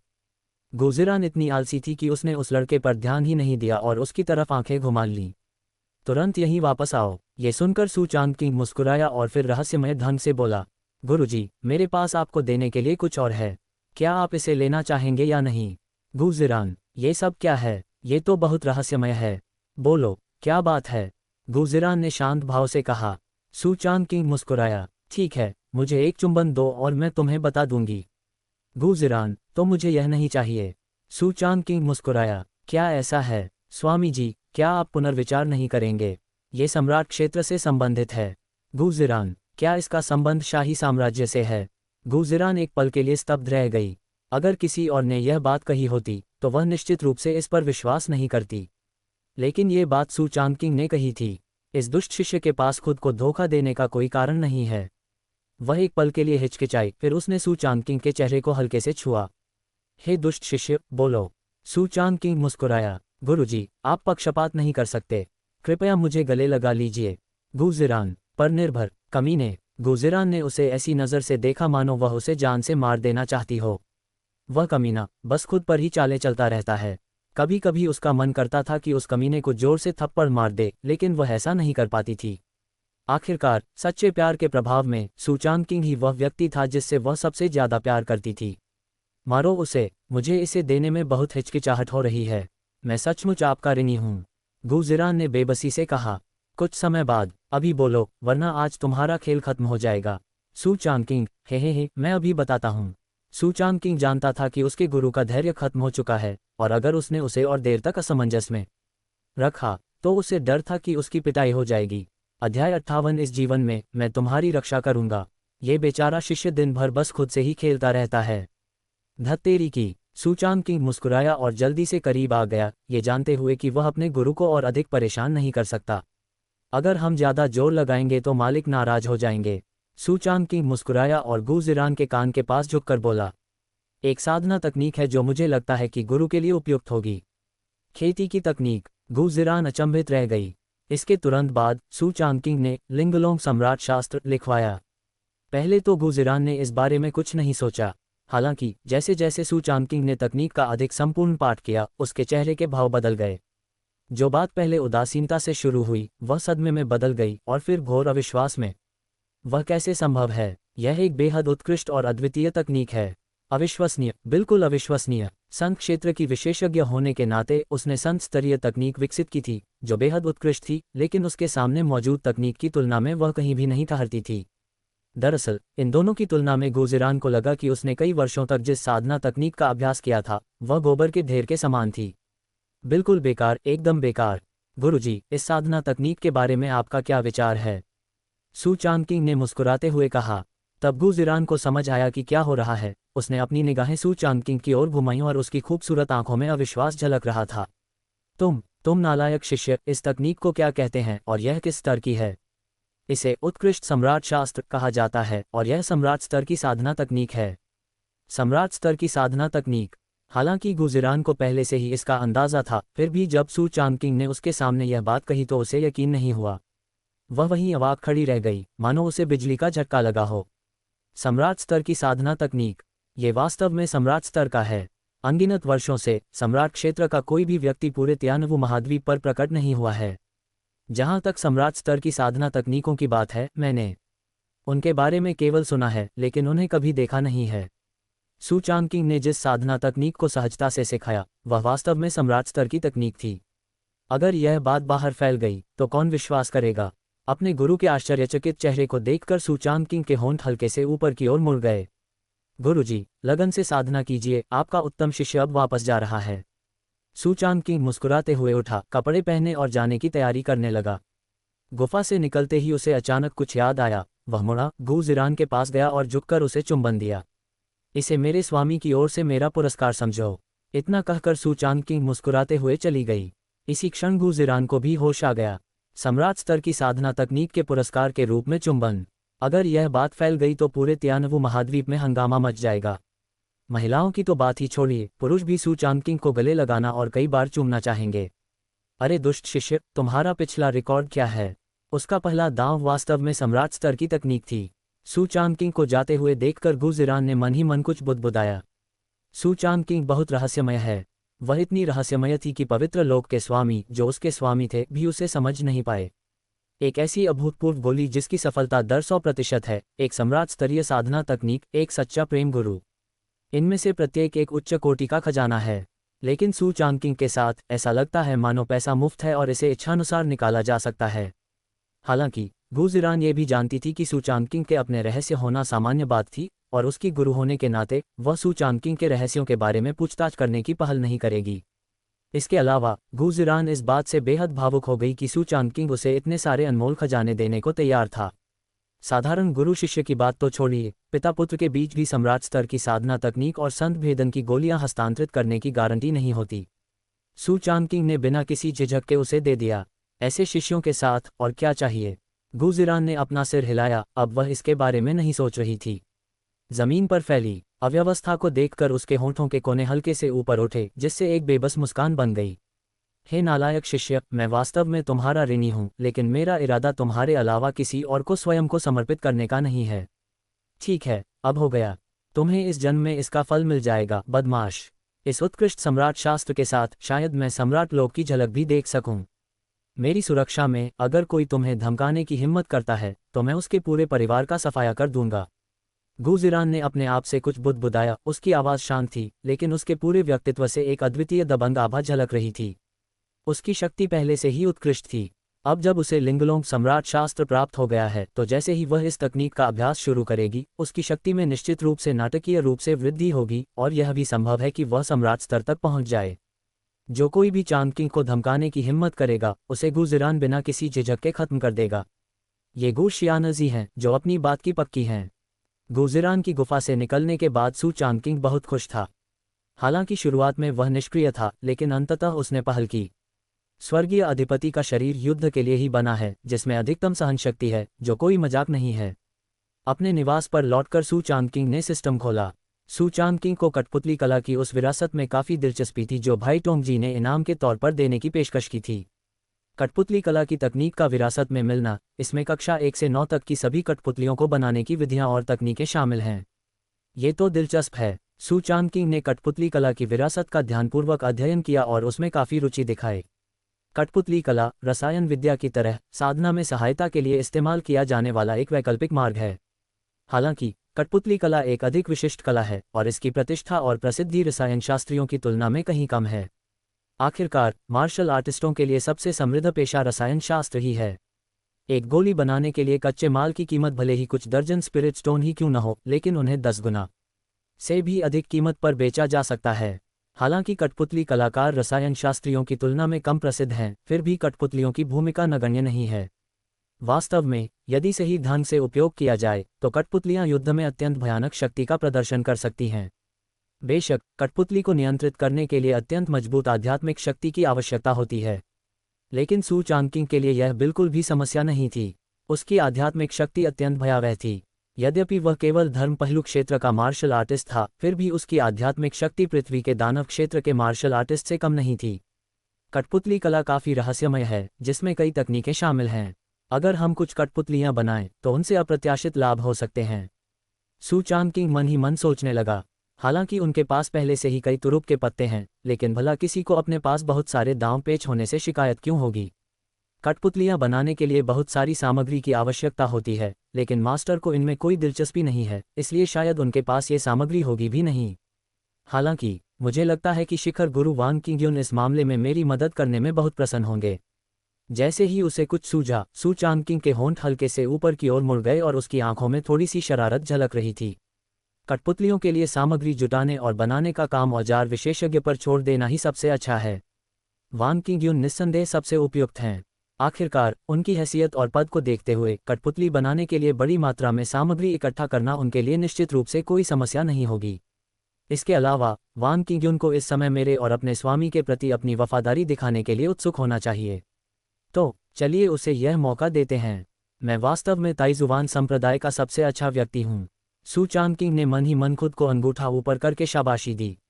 हालांकि कठपुतली बनाने की सामग्री का मामला फिलहाल इतना जरूरी नहीं है। इस समय सू चांगकिंग को लग रहा है कि उसकी आंतरिक ऊर्जा भरपूर है और वह एक बड़ी सफलता के कगार पर है। गुरु के संत स्तर तक पहुंचने के बाद दोहरी साधना का प्रभाव और भी बेहतर हो गया। सू चांगकिंग मन ही मन मुस्कुराया, फिर पालथी मारकर बैठ गया और अमर स्तर की साधना तकनीक, 9 पाताल लोक देवता और दानव कला का अभ्यास करने लगा। उसके पूरे शरीर से एक शक्तिशाली आभा निकल रही थी। उसके भीतर दिव्य और राक्षसी ऊर्जा प्रवाहित हो रही थी, जिससे वह आधा देवता और आधा दानव स्वामी बन गया था। अध्याय 59 सफलता, एज्योर वेव पीक पर आरोहण। कमरे के अंदर सू चांगकिंग की आभा व्याप्त थी। पूरे कमरे में एक भयावह आभा छा गई, एक ऐसी आभा जो किसी दूसरी दुनिया की प्रतीत होती थी और बेहद डरावनी थी। आधा देवता आधा दानव स्वामी। सू चांगकिंग ने अपनी आंखें कसकर बंद कर लीं। उसकी आभा लगातार बढ़ रही थी और 10 मील के दायरे में मौजूद आध्यात्मिक ऊर्जा उसमें समाहित हो गई। आखिरकार सू चांगकिंग के शरीर में अब सिर्फ एक नहीं बल्कि 9 दांत्यान हैं। जब 9 दांत्यान एक साथ आध्यात्मिक ऊर्जा को अवशोषित कर रहे हों, तो आप कल्पना कर सकते हैं कि वह गति कितनी तेज होगी। धर्म पहलू क्षेत्र या सांसारिक राक्षस क्षेत्र के मार्शल आर्टिस्टों की तो बात ही छोड़िए, अगर कोई स्वर्गीय ज्ञान क्षेत्र का मार्शल आर्टिस्ट भी सफलता प्राप्त कर लेता है, तो भी आध्यात्मिक ऊर्जा को अवशोषित करने की उसकी क्षमता शायद सू चांगकिंग की तुलना में कहीं कम भयावह होगी। लिंगयुन शिखर के अंदर गुजिरान और चू जुवान दोनों ने इस भयावह आभा को महसूस किया। हालांकि ये जानते हुए कि इसके पीछे सू चांगकिंग का हाथ था, दोनों ने चुपचाप उसकी अनदेखी कर दी। आखिरकार इस आदमी के लिए इतना हंगामा मचाना तो सामान्य बात है। आधे घंटे बाद बूम, एक हल्की सी आवाज के साथ सू चांगकिंग ने धीरे धीरे अपनी आंखें खोलीं, जिनमें खुशी की झलक थी। धर्म पहलू क्षेत्र की अंतिम अवस्था प्राप्त कर ली। उसने अपने शरीर के भीतर अपार वास्तविक ऊर्जा का अनुभव किया। उसके चेहरे पर हल्की सी मुस्कान आ गई, वह काफी संतुष्ट था। यदि कोई साधारण मार्शल आर्टिस्ट धर्म पहलू क्षेत्र के मध्य से अंतिम चरण तक पहुंच जाता है, तो यद्यपि उसकी शक्ति में बहुत वृद्धि होती है, लेकिन उसकी प्रगति बहुत स्पष्ट नहीं होती है और उसकी युद्ध क्षमता भी सीमित होती है। लेकिन सू चांगकिंग के लिए अब ऐसा नहीं है। धर्म पहलू क्षेत्र के मध्य चरण से अंतिम चरण में प्रवेश करने के बाद 9 दांत्यानों के भीतर की वास्तविक ऊर्जा पहले की तुलना में दर्जनों गुना बढ़ गई। उसकी युद्ध क्षमता में यह वृद्धि बिल्कुल भयावह है। वह धीरे धीरे उठा, अपने शरीर के भीतर उमड़ती हुई वास्तविक ऊर्जा को महसूस करते हुए, और उसके चेहरे पर अनायास ही खुशी की झलक दिखाई दी। मेजबान सू चांगकिंग। साधना स्तर, धर्म पहलू क्षेत्र का अंतिम चरण, रैंक 4 रसायनज्ञ। साधना तकनीक, 9 पाताल लोक के देवता और दानव तकनीक, अमर स्तर। शारीरिक बनावट, दिव्य अधिपति शरीर, अमर स्तर, बैंगनी रंग की अत्यंत दिव्य आंख, अमर स्तर। प्रतिभा, चरम स्तर की प्रतिभा, चरित्र का चरम स्तर, बोध का चरम स्तर, क्षमता का चरम स्तर। मार्शल आर्ट्स, 9 तलवारों से स्वर्ग का वध, सिद्ध, ड्रैगन भटकने वाला कदम, सिद्ध, फूल तोड़ने वाली उंगली, सिद्ध, रक्त देवता का प्रहार, सिद्ध। विशेष, सच्चा प्रेम गो, सम्राट स्तर, फ्रॉस्ट स्वॉर्ड इंटेंट, उच्चतम स्तर, 9 नेदर बोन स्पिरिट फायर, सम्राट स्तर, माइंड एनस्लेवमेंट, सम्राट स्तर की दिव्य शक्ति, एनिहिलेशन स्वॉर्ड इंटेंट, उच्चतम स्तर, जोल्तियान 12 स्वॉर्ड फॉर्मेशन, सम्राट स्तर। पालतू जानवर, वानकई एजियो ड्रैगन वंश। मूल्यांकन, एक उन्नत नौसिखिए, नौजवान, आपने पहले ही कुछ कौशल हासिल कर लिया है। अपने एट्रीब्यूट पैनल को देखते ही सू चांगकिंग ने तुरंत संतुष्टि भरी मुस्कान दिखाए। इतनी ताकत के साथ उनका मुकाबला और कौन कर सकता है? बुरा नहीं है, इससे आपकी ताकत में काफ़ी वृद्धि होती है। इसके बाद मैं अपना औजार खोजने के लिए बिबो पीक जाऊंगा, सू चांगकिंग ने मुस्कुराते हुए कहा। बीबो शिखर के प्रतिष्ठित शिखर गुरु वांग किंग्युन अब सू चांगकिंग के हाथों की कठपुतली बन चुके हैं। अगर यह बात सार्वजनिक हो गई तो पूरे तियानवु महाद्वीप में हलचल मच जाएगी। सू चांगकिंग उठा और वांग कई को अपने साथ ले गया। ताइजुवान संप्रदाय के निषिद्ध क्षेत्र से बाहर निकलने के बाद वान कई ने स्वर्ग और पृथ्वी के जैद मज्जा द्रव और ड्रैगन अंडे के छिलके का अत्यधिक अवशोषण किया, जिससे उसे बहुत अधिक ऊर्जा प्राप्त हुई। इसलिए बाहर निकलते ही वह तुरंत गहरी नींद में सो गया। हालांकि जैसे ही यह व्यक्ति जागा, वह धर्म पहलू क्षेत्र के शिखर पर पहुंच गया और पृथ्वी राक्षस क्षेत्र में सीधे आगे बढ़ने से बस एक कदम दूर था। सू चांगकिंग भी साधना की इस गति को देखकर ईर्ष्या करने से खुद को रोक नहीं पाया। ओह नहीं, उसने छल किया और दोहरी साधना का अभ्यास किया, फिर भी उसकी साधना की गति एक ड्रैगन की गति के बराबर भी नहीं थी। हालांकि वह छोटा लड़का सू चांगकिंग के प्रति बहुत स्नेही था, लगभग उसे अपनी मां की तरह मानता था। वह आदमी और अजगर कमरे से बाहर चले गए। पवित्र पुत्र नमस्कार, पवित्र पुत्र नमस्कार, उद्धरण चिन्ह उद्धरण चिन्ह, उद्धरण चिन्ह उद्धरण चिन्ह। जब सू चांगकिंग लिंगयुन शिखर से निकले तो शिष्य उन्हें अभिवादन करने के लिए रुकते रहे और उन्होंने जवाब में मुस्कुराकर और सिर हिलाकर अभिवादन किया। सू चांगकिंग का जवाब पाकर सभी शिष्य उत्साह से भर गए। अरे वाह, क्या ये तो पवित्र पुत्र हैं! ये तो बहुत ही मिलनसार हैं। इस बात से कौन असहमत हो सकता है। पवित्र पुत्र न केवल साधना में असाधारण प्रतिभा के धनी हैं, बल्कि उन्हें संप्रदाय के गुरु और सभी शिखर गुरुओं का गहरा विश्वास भी प्राप्त है। वाह, पवित्र पुत्र हमारे ताइजुवान संप्रदाय का भविष्य हैं। उनका ऐसा व्यवहार वास्तव में प्रशंसनीय है। उद्धरण चिन्ह उद्धरण चिन्ह, उद्धरण चिन्ह डॉट डॉट डॉट उद्धरण चिन्ह। सू चांगकिंग ने शिष्यों की प्रशंसा को दिल पर नहीं लिया। इस समय बीबो पीक पर जैसे ही सू चांगकिंग ने अंदर कदम रखा, पहाड़ की रखवाली कर रहे कई शिष्य उनका अभिवादन करने के लिए दौड़ पड़े। हम पवित्र पुत्र को नमन करते हैं। इतनी विनम्रता दिखाने की जरूरत नहीं है। मैं शिखर गुरु वान को श्रद्धांजलि अर्पित करने आया हूँ। पीक मास्टर से मिलने जाना। ये सुनकर पर्वत की रक्षा कर रहे शिष्य तुरंत मुस्कुरा उठे। महामहिम, मैं तुरंत जाकर पीक मास्टर को सूचित करूंगा। ये सुनकर सू चांगकिंग ने मुस्कुराते हुए हाथ हिलाया। कोई जरूरत नहीं, मैं खुद चला जाऊंगा। इतना कहकर उसने एक कदम आगे बढ़ाया और बीबो पीक की ओर चल पड़ा। यह उनकी यहाँ पहली यात्रा थी। सुनसान लिंगयुन शिखर के विपरीत बीबो शिखर शिष्यों से गुलजार था। कई शिष्य आते जाते रहे और उनमें से प्रत्येक ने सू चांगकिंग का असली रूप देख लिया था। जब उन्हें पता चला कि सू चांगकिंग बीबो शिखर पर आए हैं, तो वे सभी बहुत उत्साहित हुए और आदरपूर्वक प्रणाम किया। ठीक तभी पीछे से एक तीखी आवाज आई, जिसमें चापलूसी का हल्का सा भाव था। हे पवित्र पुत्र, आप स्वयं यहाँ क्यों आए हैं? मेरा विनम्र निवास एजोर वेव पीक वास्तव में गौरवान्वित और वैभव से सुशोभित है। सू चांगकिंग, रंगों की एक चकाचौंध भरी श्रृंखला। क्या इस मुहावरे का प्रयोग इसी तरह किया जाता है? वह मुड़ा और ली युनफेई मुस्कुराते हुए उसके पास दौड़ता हुआ आया। उसके चेहरे पर चापलूसी के भाव भरे हुए थे। बिल्कुल नहीं, ली युनफेई डर गई थी। इतना ही नहीं, सू चांगकिंग की शक्ति अब शिखर गुरु से भी अधिक है। उसकी ताकत का मुकाबला करना मेरे लिए नामुमकिन है। उसने सू चांगकिंग को अपना दुश्मन बनाने की हिम्मत नहीं की। इसके अलावा कुछ दिन पहले वान किंगयुन ने ली युनफेई को बुलाया और उसे कड़ी फटकार लगाई। उसने लगभग उसके पैर तोड़ दिए और उसे सख्त चेतावनी दी कि अगर उसने सू चांगकिंग को फिर से नाराज करने की हिम्मत की तो वह उसकी साधना को समाप्त कर देगी और उसे संप्रदाय से निकाल देगी। इसलिए वह सू चांगकिंग के बारे में कोई भी बुरा विचार रखने की हिम्मत नहीं कर सकता था। वह केवल पवित्र पुत्र को प्रसन्न करने के बारे में सोच सकता था। वह सुधार करने के लिए बहुत उत्सुक था। हे परम पूज्य, आप मेरे इस नीले तरंग शिखर पर क्यों आए हैं? मुझे बताए, मैं आपकी सेवा करूंगा। ली युनफेई की चापलूसी भरी मुस्कान सुनकर सू चांगकिंग कांप उठा और उसकी रीढ़ की हड्डी में सिहरन दौड़ गई। मैं पीक मास्टर वान को देखने आया हूँ। मुझे अपने गुरु को ढूंढना है। ली युनफेई की आंखें चमक उठीं और उसने झट से कहा, मैं समझ गया महाराज, कृपया मैं आपको स्वयं वहां ले जाऊंगा। जब वह बोल रहा था, ली युनफेई ने निमंत्रण का इशारा किया, बिल्कुल एक सेवक की तरह व्यवहार किया, जिसमें एक सच्चे शिष्य का कोई भी आडंबर बिल्कुल नहीं था। बीबो पीक के शिष्य पूरी तरह से अचंभित थे। क्या यह अभी भी वही सीनियर ब्रदर ली हैं जिन्हें वे जानते हैं?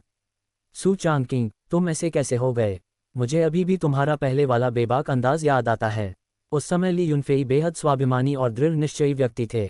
अब उनके चेहरे पर चापलूसी शब्द साफ साफ लिखा हुआ है। ली युनफेई ने धार्मिक और दृढ़ स्वर में कहा, हे पवित्र पुत्र, मैं ली युनफेई बिल्कुल भी चापलूस नहीं हूँ। आपकी शक्ति ने ही मुझे प्रभावित किया है। अब से आप ही मेरे मार्गदर्शक होंगे। युनफेई आपके मार्ग का अनुसरण करने के लिए तैयार है। ली युनफेई का चेहरा गंभीरता से भरा हुआ था और उन्होंने पूरी ईमानदारी से अपनी हार्दिक संवेदना व्यक्त की। ली युनफेई पवित्र पुत्र का सबसे वफादार चापलूस है। सू चांगकिंग, एक तरफ खड़ी वान कई ने ली युनफेई को नाखुशी से देखा। हालांकि उसे ली युनफेई का मतलब पूरी तरह समझ नहीं आया, लेकिन वह यह महसूस कर सकता था कि यह आदमी उससे कृपा पाने के लिए प्रतिस्पर्धा करना चाहता है। फुफकार, वान कई दहाड़ा, जिसका मोटे तौर पर मतलब था दफा हो जाओ। अध्याय 60 कठपुतलियां बनाना। गुरुजी, पवित्र पुत्र आ गए हैं। ली युनफेई और सू चांगकिंग एक के बाद एक मुख्य हॉल में दाखिल हुए और ली युनफेई ने तुरंत जोर से चिल्लाया। पवित्र पुत्र शब्द सुनते ही वान किंगयुन तुरंत सबके सामने प्रकट हो गईं, उनके चेहरे पर खुशी की चमक फैल गई। पवित्र पुत्र की उपस्थिति मेरे साधारण निवास बिबो पीक को सचमुच सम्मानित करती है, इसे एक चकाचौंध भरी भव्यता का स्थान बनाती है। सू चांगकिंग, यह इतना जाना पहचाना क्यों लग रहा है? वाह, इसमें कोई आश्चर्य की बात नहीं कि वे एक ही वंश से हैं। सू चांगकिंग ने हल्की खांसी की और हंसते हुए कहा, मुझे उम्मीद है कि आज बीबो पीक की मेरी यात्रा से पीक मास्टर वांग नाराज नहीं होंगे। दोष देना? मैं भला उन्हें दोष कैसे दे सकता हूँ? वांग किंगयुन इतनी उत्साहित थी कि वह इसके बारे में सोच भी नहीं पा रही थी। पिछले कुछ दिनों से वह बेचैनी से करवटें बदल रही थी, उसे डर था कि सू चांगकिंग और गुजिरान को उससे अभी भी कुछ शिकायत न हो। अब जब सू चांगकिंग ने पहल करके बिबो पीक आने का फैसला किया है तो ये सद्भावना का संकेत है, तो भला वह उत्साहित क्यों न होती? नहीं नहीं नहीं, ऐसा कैसे हो सकता है? मैं परम पूज्य महाराज का स्वागत करने में अत्यंत प्रसन्न होऊंगा। अगली बार कृपया किसी को भेजकर मुझे सूचित कर दीजिएगा और मैं पर्वत की तलहटी में आपका इंतजार करूंगा। वान किंगयुन ने तुरंत जवाब दिया, उसके शब्दों में चापलूसी का भाव झलक रहा था। एक तरफ खड़ी ली युनफेई ने आंखें फाड़कर देखा। पर निर्भर, गुरुजी, मुझे ऐसा क्यों लग रहा है कि आप मुझसे भी ज्यादा चापलूस हैं? बेशक, ली युनफेई कभी ऐसी बात कहने की हिम्मत नहीं करेगी। उसे अपने गुरु के स्कूल से निष्कासित किए जाने का डर था। सू चांगकिंग ने धीरे से हंसते हुए कहा, पवित्र पुत्र को मेरे नीले तरंग शिखर पर लाने वाला महत्वपूर्ण मामला क्या है? वान किंगयुन ने सावधानी से पूछा। सू चांगकिंग ने मुस्कुराते हुए कहा, हाँ, कुछ तो है ही। मैं शिखर गुरु वान से कठपुतली बनाने के लिए कुछ सामग्री प्राप्त करने में मदद करने का अनुरोध करना चाहूंगा। कठपुतली बनाने के लिए आवश्यक सामग्री? ये सुनकर वान किंगयुन तुरंत अवाक रह गई। कठपुतली के उस्ताद अपेक्षाकृत दुर्लभ होते हैं। रसायनज्ञों और हथियार परिष्कृत करने वालों के विपरीत जो संख्या में अधिक होते हैं, बहुत कम लोग कठपुतलियों को परिष्कृत कर सकते हैं। सू चांगकिंग को इन सामग्रियों की आवश्यकता किस लिए है? हालांकि वान किंगयुन ने समझदारी से सवाल पूछने से परहेज किया। क्या पवित्र पुत्र के लिए अपने कार्यों की रिपोर्ट उसे देना आवश्यक है? वान किंगयुन खुद को क्या समझती है? इसके अलावा पवित्र पुत्र द्वारा इस मामले को उसे सौंपने से स्पष्ट रूप से वान किंगयुन पर उनका भरोसा झलकता है, जो सू चांगकिंग के करीब आने के लिए भी उसके लिए एक अच्छी बात है। इसलिए वान किंगयुन ने जरा भी संकोच नहीं किया और तुरंत सकारात्मक जवाब दिया। हे पवित्र पुत्र, निश्चिंत रहें, हम बीबो पीक पर उनकी तलाश के लिए अपनी पूरी कोशिश करेंगे। ये सुनकर सू चांगकिंग ने संतुष्टि से सिर हिलाया और उसके चेहरे पर मुस्कान आ गई। ऐसी स्थिति में मुझे पीक मास्टर वांग को परेशान करना पड़ेगा। हे पवित्र पुत्र, आप क्या कह रहे हैं? ये तो बस छोटी मोटी बातें हैं। कठपुतली को परिष्कृत करने के लिए सामग्री ढूंढने की बात तो छोड़ ही दीजिए, मैं आपके लिए अपनी जान भी जोखिम में डालने को तैयार हूं, मेरे स्वामी। वान किंगयुन के शब्द न्यायसंगत और सच्चे थे। ये सुनकर सू चांगकिंग के चेहरे पर हल्की सी मुस्कान आ गई। हालांकि इससे ये भी पता चलता है कि सू चांगकिंग अब ताइजुवान संप्रदाय के भीतर बेहद उच्च प्रतिष्ठा का आनंद ले रहा है। आखिरकार पवित्र पुत्र के रूप में उनका पद सम्मानपूर्वक प्राप्त किया गया था और उनके गुरु ने तो संत जगत में भी प्रवेश कर लिया था। प्रतिभाशाली, सक्षम और अच्छे संपर्कों वाला व्यक्ति, कौन असहमति जताने की हिम्मत करेगा? वान किंगयुन से कुछ मिनट बातचीत करने के बाद सू चांगकिंग चली गई। सू चांगकिंग को जाते हुए देखकर वान किंगयुन के चेहरे पर मुस्कान आ गई। गुरुजी, आपको क्या लगता है कि पवित्र पुत्र को कठपुतलियां बनाने के लिए सामग्री की आवश्यकता क्यों है? क्या ऐसा हो सकता है कि वह स्वयं कठपुतलियां बना सकता हो? ली युनफेई ने कुछ हैरान होकर पूछा। हालांकि ये सुनकर वान किंगयुन का चेहरा एकदम ठंडा पड़ गया। पवित्र पुत्र के मामलों पर उनकी पीठ पीछे चर्चा न करें, बस इसे अपने दिल से करें। हमारे पवित्र पुत्र की प्रतिभा अद्वितीय है और उनकी भविष्य की उपलब्धियां असीमित हैं। वे सम्राट पद तक भी पहुंच सकते हैं। याद रखें, पवित्र पुत्र के साथ रहें और कम प्रश्न पूछते हुए अधिक कार्य करें। वान किंगयुन के शब्दों ने ली युनफेई को चौंका दिया।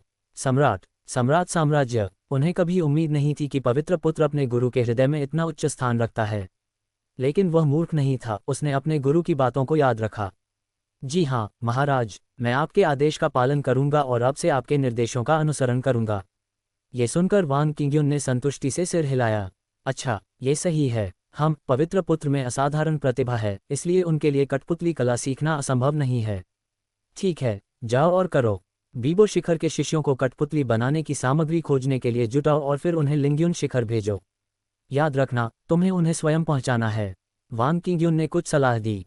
वास्तव में इससे ली युनफेई को भी एक अवसर मिल रहा था। आखिरकार कठपुतलियों को परिष्कृत करने के लिए बड़ी मात्रा में सामग्री की खोज करना और फिर ली युनफेई द्वारा उन्हें स्वयं लिंग्युन शिखर तक पहुंचाना उसके लिए पवित्र पुत्र के साथ अच्छे संबंध बनाने का एक अवसर होगा। आखिरकार वह उसका व्यक्तिगत रूप से प्रशिक्षित शिष्य था, इसलिए वान किंग्युन उसे काफी गंभीरता से लेती थी। ली युनफेई मूर्ख नहीं था, वह तुरंत अपने गुरु के विचारों को समझ गया और उसने उत्साहपूर्वक कहा, जी हाँ, धन्यवाद स्वामी जी, मैं निश्चित रूप से आपकी अपेक्षाओं पर खरा उतरूंगा। वान किंग्युन ने मुस्कुराते हुए सिर हिलाया। बीबो पीक छोड़ने के बाद सू चांगकिंग अपने निवास स्थान पर लौट आया। समय तेजी से बीतता गया और बीबो पीक पर काम और भी तेजी से आगे बढ़ा।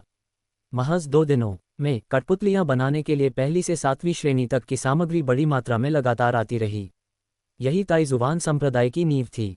चाहे आप कठपुतली कलाकार हों या कोई अन्य पेशा, आपको अपने कौशल में सुधार करने के लिए अनगिनत घंटों के अभ्यास की आवश्यकता होती है। अधिकांश मार्शल आर्टिस्टों के लिए यह अवसर बस मौजूद ही नहीं है। हालांकि ताइजुवान संप्रदाय के पवित्र पुत्र सू चांगकिंग के लिए यह कोई समस्या नहीं है। इस प्रणाली द्वारा निर्मित कठपुतली कला की तकनीकें बहुत रहस्यमय हैं, जिनमें कठपुतलियां बनाने की विधियां पहली कक्षा से लेकर 9वीं कक्षा तक की हैं। सू चांगकिंग ने अपना ध्यान केंद्रित किया और कठपुतली को परिष्कृत करना शुरू कर दिया। प्रथम श्रेणी की कठपुतली द क्रिम्सन सरपेंट। यह अपेक्षाकृत एक बुनियादी निम्न स्तरीय कठपुतली है, लेकिन ये काफ़ी व्यवहारिक है और एक उच्च कोटि के चिशोधन साधक की ताकत का मुकाबला कर सकती है, जो कि बुरा नहीं है। सू चांगकिंग के हाथ में 9 नेदर बोन स्पिरिट फ्लेम झिलमिला रही थी। उसकी ठंडी सफ़ेद लपटें असीम ऊर्जा से भरी हुई थीं, जो मानो हर चीज़ को झुलसाने में सक्षम थीं। उसने बड़ी सावधानी से ज्वालाओं के तापमान को नियंत्रित किया। ठंडी सफ़ेद ज्वालाओं पर लोहे का एक काला टुकड़ा तैर रहा था। ये क्रिम्सन सरपेंट को गढ़ने का ढांचा था, जिसे बाद में अन्य घटकों में शामिल किया जाएगा। संभवतः रसायन विद्या में अपने अनुभव के कारण सू चांगकिंग की अग्नि को नियंत्रित करने की क्षमता में काफ़ी सुधार हुआ है। 15 मिनट बाद लाल धारीदार सांप आकार लेने लगता है। उसके सामने आधा मीटर से भी अधिक लंबा एक यांत्रिक सांप प्रकट हुआ। लाल धारियों वाला ये सांप पूरी तरह से लाल भूरे रंग का था और देखने में असली सांप से बिल्कुल अलग नहीं था। सू चांगकिंग ने अपनी दैवीय चेतना का उपयोग करके लाल धारीदार सांप को नियंत्रित किया और वह हिलने लगा। अपनी मानसिक शक्ति से पहली कक्षा की कठपुतली को नियंत्रित करना स्वाभाविक रूप से उसके लिए बहुत आसान था। बुरा नहीं है, एक बार संघनित और आकारित हो जाने पर इसकी शक्ति लगभग चिशोधन के चरम चरण में एक मार्शल आर्टिस्ट की शक्ति के बराबर होती है। सू चांगकिंग ने लाल सर्प कठपुतली की ताकत का आकलन किया और संतुष्टि से कहा। ये देखकर वांग कई उत्सुकता से लाल धारीदार सांप के पास गया और धीरे से अपने शल्कों और पंजों से उसके शरीर को खुजलाने लगा। फुफकार, ये तो दिलचस्प है। वान कई उत्साहित हो गया और लाल धारीदार सांप के साथ खुशी से खेलने लगा। ये देखकर सू चांगकिंग मुस्कुराया और वान कई को लाल धारीदार सांप के साथ खेलने दिया। 20 दिनों में पवित्र पुत्र की उपाधि प्रदान करने का समारोह होगा। मुझे लगता है कि मेरी कठपुतली कला में काफ़ी सुधार होगा। जब तियानवु महाद्वीप की प्रमुख शक्तियां समारोह में शामिल होंगी तो मैं अपनी प्रतिभा का प्रदर्शन कर सकूंगा। सू चांगकिंग मन ही मन सोचने लगा। उसके चेहरे पर मुस्कान आ गई। ताइशुवान संप्रदाय के पवित्र पुत्र होने के नाते उन्हें अपनी शक्ति को छिपाने की कोई आवश्यकता नहीं थी। मुश्किल, उनका संप्रदाय उनके लिए सब कुछ संभाल लेगा। उसे बस अपनी ताकत का प्रदर्शन करना होगा। अध्याय 61 जिक्सियाओ दिव्य राजवंश की उकसाहट। समय गुजर जाता है। 10 दिन जल्दी बीत गए। कमरे के अंदर आकाश और पृथ्वी की आध्यात्मिक ऊर्जा का प्रवाह उमड़ पड़ा और सू चांगकिंग ने अपने हाथ में 9 अधोलोक आत्मा अग्नि धारण कर ली। ठंडी लपटों ने जुबान लौहसार को झुलसा दिया। लगातार उसे गढ़ा और उसमें अन्य सामग्री भी मिलाई गई। कुछ समय बाद ये हो चुका है। सू चांगकिंग के होंठ हल्के से ऊपर की ओर मुड़े और उसकी आंखों में एक मुस्कान दिखाई दी। उसके सामने सुनहरे कवच से ढकी एक कठपुतली खड़ी थी, जो एक लंबा भाला पकड़े हुए थी और जिससे एक भयावह आभा निकल रही थी। 6ठे दर्जे की कठपुतली, सुनहरे कवच वाला योद्धा। अपने सामने 6ठी कक्षा की कठपुतली को देखते हुए सू चांगकिंग के होंठ हल्के से ऊपर की ओर मुड़ गए और उसकी आंखों में खुशी की झलक दिखाई दी। ये सही है। महज 10 दिनों में सू चांगकिंग के कठपुतली कौशल में तेजी से सुधार हुआ और वह पहले ही 6ठी कक्षा का कठपुतली कलाकार बन चुका था। 6ठी कक्षा की कठपुतली आमतौर पर इतनी मजबूत होती है कि वह स्वर्गीय गिरोह क्षेत्र के किसी मार्शल आर्टिस्ट का मुकाबला कर सकती है। बेशक कठपुतलियों की युद्ध शक्ति कुछ हद तक कम होती है और एक कुशल स्वर्गीय गैंग क्षेत्र के मार्शल आर्टिस्ट की तुलना में अभी भी अंतर है। हालांकि इसके बावजूद उसकी ताकत साधारण सांसारिक दानव लोक के योद्धाओं की तुलना में कहीं अधिक है। यदि बड़े पैमाने पर उत्पादन लागू किया जाता है तो संपूर्ण ताइजुवान संप्रदाय की युद्ध शक्ति में भयावह वृद्धि होगी। इतना ही नहीं, उनकी रसायन विद्या संबंधी कौशल भी सफलतापूर्वक 6ठे स्तर तक उन्नत हो गई। आखिरकार सू चांगकिंग की प्रतिभा बेजोड़ थी, उसकी समझ असाधारण थी और उसके पास कठपुतली कला और रसायन विद्या दोनों के लिए संसाधनों की असीमित आपूर्ति थी, इसलिए उनमें सुधार करना मुश्किल नहीं होगा। कठपुतली कला और रसायन विद्या दोनों कौशल को छठे स्तर तक उन्नत कर दिया गया है। सबसे महत्वपूर्ण बात यह है कि मेरी साधना ने सांसारिक दानव क्षेत्र में प्रवेश कर लिया है। सू चांगकिंग धीरे धीरे खड़ा हुआ, जिससे एक भयावह आभा निकल रही थी। सांसारिक दानवों का क्षेत्र। 3 दिन पहले सू चांगकिंग ने सफलता प्राप्त की। उस समय उसने उन्मादपूर्वक ताइशुवान संप्रदाय के दर्जनों मील के दायरे में फैली आध्यात्मिक ऊर्जा को अवशोषित कर लिया और उस भयावह हलचल ने पूरे संप्रदाय को हिलाकर रख दिया। लेकिन जब सबको पता चल गया कि सू चांगकिंग ने ही सफलता हासिल की है, तो वे इस बात को स्वीकार करने लगे। आखिरकार पवित्र पुत्र हमेशा दूसरों से अलग होता है, इसलिए उसकी असाधारण उपलब्धि से अधिक हलचल मचना स्वाभाविक है। जैसे ही सू चांगकिंग अपनी साधना जारी रखने ही वाला था, उसने अचानक घंटी की आवाज़ सुनी, जो लगातार 6 बार बजी और पूरे ताइजुवान संप्रदाय में गूंज उठी। 6 घंटियां बजी, क्या इसका मतलब ये हो सकता है कि कुछ बड़ी घटना घटित हुई है? सू चांगकिंग असमंजस में था। जब संप्रदाय के नेता ने सू चांगकिंग को पवित्र पुत्र घोषित करने के लिए ताइजुवान संप्रदाय के सभी लोगों को बुलाया, तो 9 घंटियां बज उठीं, जो पूरे ताइजुवान संप्रदाय में सबसे महत्वपूर्ण घटना का प्रतीक थी, जो संप्रदाय के अस्तित्व से संबंधित थी। हालांकि 6 घंटियां 9 घंटियों जितनी तेज नहीं बजती, फिर भी वे इस बात का संकेत देती हैं कि कुछ महत्वपूर्ण होने वाला है। बिना किसी झिझक के सू चांगकिंग आंगन से निकलकर सीधे ताइजुवान संप्रदाय के मुख्य हॉल की ओर चल पड़ा। मुख्य हॉल के अंदर मोमिंग और शीर्ष गुरुओं का एक समूह बैठा था और उनके गुरु भी समय से पहले आ गए थे। ये ताइशुवान संप्रदाय का परिषद कक्ष है, जो संप्रदाय के भीतर एक बहुत ही महत्वपूर्ण स्थान है। सामान्यतः केवल संप्रदाय के नेता और कुछ शीर्ष गुरुओं को ही इसमें प्रवेश करने की अनुमति होती है। हालांकि सू चांगकिंग अब एक पवित्र पुत्र है, जिसका दर्जा संप्रदाय के गुरु के बाद दूसरे स्थान पर है, इसलिए वह स्वाभाविक रूप से प्रवेश के लिए योग्य है। चांगकिंग यहाँ हैं, कृपया बैठ जाए।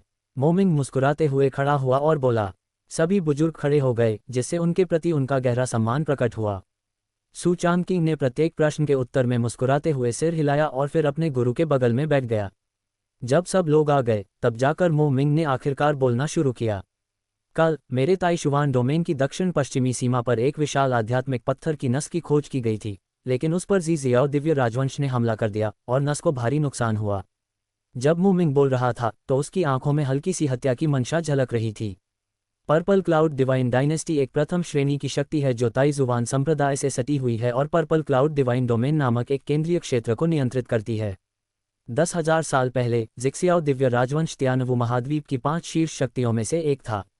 ये शक्तिशाली और दबंग था और एक उच्च क्षेत्र पर इसका नियंत्रण था।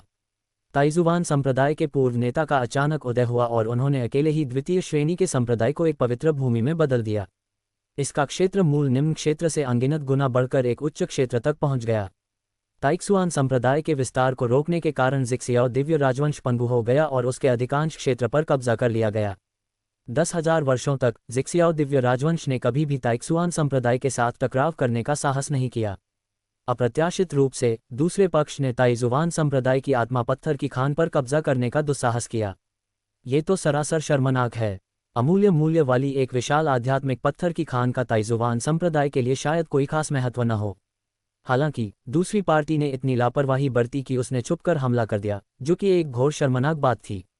इसके अलावा पवित्र पुत्र के राज्याभिषेक का समारोह 10 दिनों में है। यदि इसका शीघ्र समाधान नहीं हुआ, तो ताइशुवान संप्रदाय की प्रतिष्ठा को नुकसान पहुंच सकता है।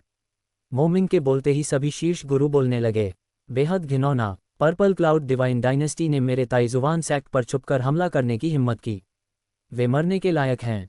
बिल्कुल सही। 10,000 साल पहले ज़ियाओ दिव्य राजवंश को मेरे ताइक्सुआन संप्रदाय ने पंगु बना दिया था और वह 5 प्रमुख शक्तियों की श्रेणी से बाहर हो गया था। मुझे कभी उम्मीद नहीं थी कि वे अब इतने लापरवाह हो जाएंगे। संप्रदाय के गुरुजी, मेरी राय में इस मामले को किसी भी कीमत पर अनसुलझा नहीं छोड़ा जा सकता। ये सही है। उद्धरण चिन्ह उद्धरण चिन्ह उद्धरण चिन्ह डॉट डॉट डॉट उद्धरण चिन्ह। शीर्ष गुरुओं ने एक के बाद एक भाषण दिए। मोमिंग ने हल्के से सिर हिलाया, लेकिन उसके मन में अभी भी कुछ चिंताएं थीं। पवित्र पुत्र का राज्याभिषेक समारोह 10 दिनों में है। ज़ियाओ दिव्य राजवंश ने जानबूझकर इस समय को परेशानी पैदा करने के लिए चुना है, शायद इसलिए कि उन्हें यकीन है कि हम कोई संसाधन नहीं दे पाएंगे। ये सुनकर सब लोग चुप हो गए। दरअसल 10 दिन बाद होने वाला पवित्र पुत्र का राज्याभिषेक समारोह ताइजुवान संप्रदाय के लिए कहीं अधिक महत्वपूर्ण घटना है। यदि किसी आध्यात्मिक पत्थर की खदान के कारण भव्य समारोह बर्बाद हो जाता है तो ताइजुवान संप्रदाय को भारी बदनामी झेलनी पड़ेगी। यही कारण है कि पर्पल क्लाउड डिवाइन डायनेस्टी इतनी लापरवाही से काम कर सकती है। चांग किंग, आपको क्या लगता है कि हमें इस बारे में क्या करना चाहिए? मोमिंग ने अपनी निगाहें सू चांग किंग की ओर घुमाईं। स्वाभाविक रूप से हमें इस मामले पर पवित्र पुत्र के विचार सुनने चाहिए। ये सुनकर सभी शीर्ष गुरुओं ने उधर देखा। सू चांग किंग धीरे धीरे खड़ा हुआ, उसका चेहरा शांत था। संप्रदाय के गुरुजी, मेरी राय में केवल एक ही रास्ता है। युद्ध शुरू करो। युद्ध। सू चांग किंग की बातें सुनकर सब लोग दंग रह गए। उन्होंने उससे युद्ध शुरू करने का इतना निर्णायक निर्णय लेने की उम्मीद नहीं की थी। ज़िक्सियाओ दिव्य राजवंश ने इस समय अपनी चाल इसलिए चली क्योंकि उन्हें पूरा यकीन है कि मेरा ताइक्सुआन संप्रदाय कोई कदम उठाने की हिम्मत नहीं करेगा। अगर हम कोई कदम नहीं उठाते हैं तो मेरे ताइक्सुआन संप्रदाय की प्रतिष्ठा में भारी गिरावट आएगी। अगर हम कदम उठाते हैं और स्थिति गतिरोध में फंस जाती है तो पवित्र पुत्र के राज्याभिषेक समारोह में निश्चित रूप से समस्याएं उत्पन्न होंगी। सू चांग किंग की बातों से मोमिंग और अन्य शीर्ष गुरुओं ने सहमति जताई। ये सही है। पर्पल क्लाउड डिवाइन डायनेस्टी की योजना बिल्कुल यही थी। इन दोनों शक्तियों के बीच लंबे समय से दुश्मनी चली आ रही है। इसलिए न केवल ये युद्ध लड़ा जाना चाहिए बल्कि ज़िक्सियाओ दिव्य राजवंश को पूरी तरह से नष्ट करने और पूरे तियानवु महाद्वीप को ये घोषित करने के लिए कि हमारा ताइक्सुआन संप्रदाय निर्विवाद रूप से सर्वोच्च है, पूरे संप्रदाय की सारी ऊर्जा को एकत्रित किया जाना चाहिए। इस चाल को बाघ को चौंकाने के लिए पहाड़ पर प्रहार करना कहा जाता है। कहावत है, एक मुक्का 100 और मुक्कों को रोक सकता है। पर्पल क्लाउड डिवाइन डायनेस्टी ने पहला वार किया।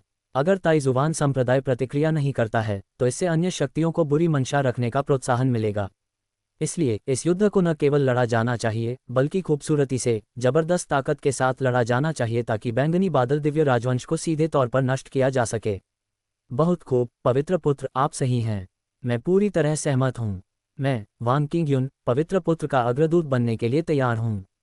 किसी के कुछ बोलने से पहले ही वांग किंगयुन खड़ी हो गईं और उन्होंने अपना पूरा समर्थन दिया। दूसरे चाहे कुछ भी कहें, पवित्र पुत्र की बात सही है। पवित्र पुत्र के पद चिन्हों पर चलो और तुम्हें कभी कोई समस्या नहीं होगी। वांग किंगयुन, मैं वाकई सुधार करना चाहती हूँ। अध्याय 62 युद्ध की शुरुआत। वांग किंगयुन के बोलते ही बाकी सभी शिखर गुरुओं ने सहमति में सिर हिलाया। वास्तव में मुझे भी लगता है कि पवित्र पुत्र के शब्द तर्कसंगत हैं।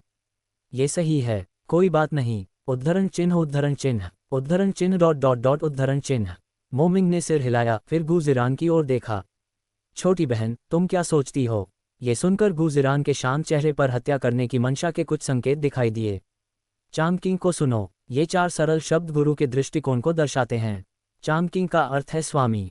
ये सुनकर मोमिंग ने हल्के से सिर हिलाया। चूंकि सभी सहमत हैं इसलिए वह स्वाभाविक रूप से आपत्ति नहीं करेगा। हालांकि पर्पल क्लाउड डिवाइन डायनेस्टी 10,000 साल पहले एक शीर्ष शक्ति थी, लेकिन आज भी इसकी नींव बहुत मजबूत है। लेकिन ताइजुवान संप्रदाय स्वाभाविक रूप से भयभीत नहीं था। अच्छा, अगर ऐसा है तो चलो युद्ध शुरू करते हैं। मेरा आदेश आगे पहुंचाओ। ताइजुवान क्षेत्र के सभी शिष्यों को इकट्ठा करो और ज़िक्सियाओ दिव्य राजवंश का नाश करो। मोमिंग भी कोई कमजोर नहीं था। एक बार जब उसने मन बना लिया तो वह तुरंत हरकत में आ गया। ताइजुवान डोमेन के सभी शिष्यों को इकट्ठा किया, 10 लाख सैनिकों को तैनात किया और ज़िक्सियाओ दिव्य राजवंश को नष्ट कर दिया।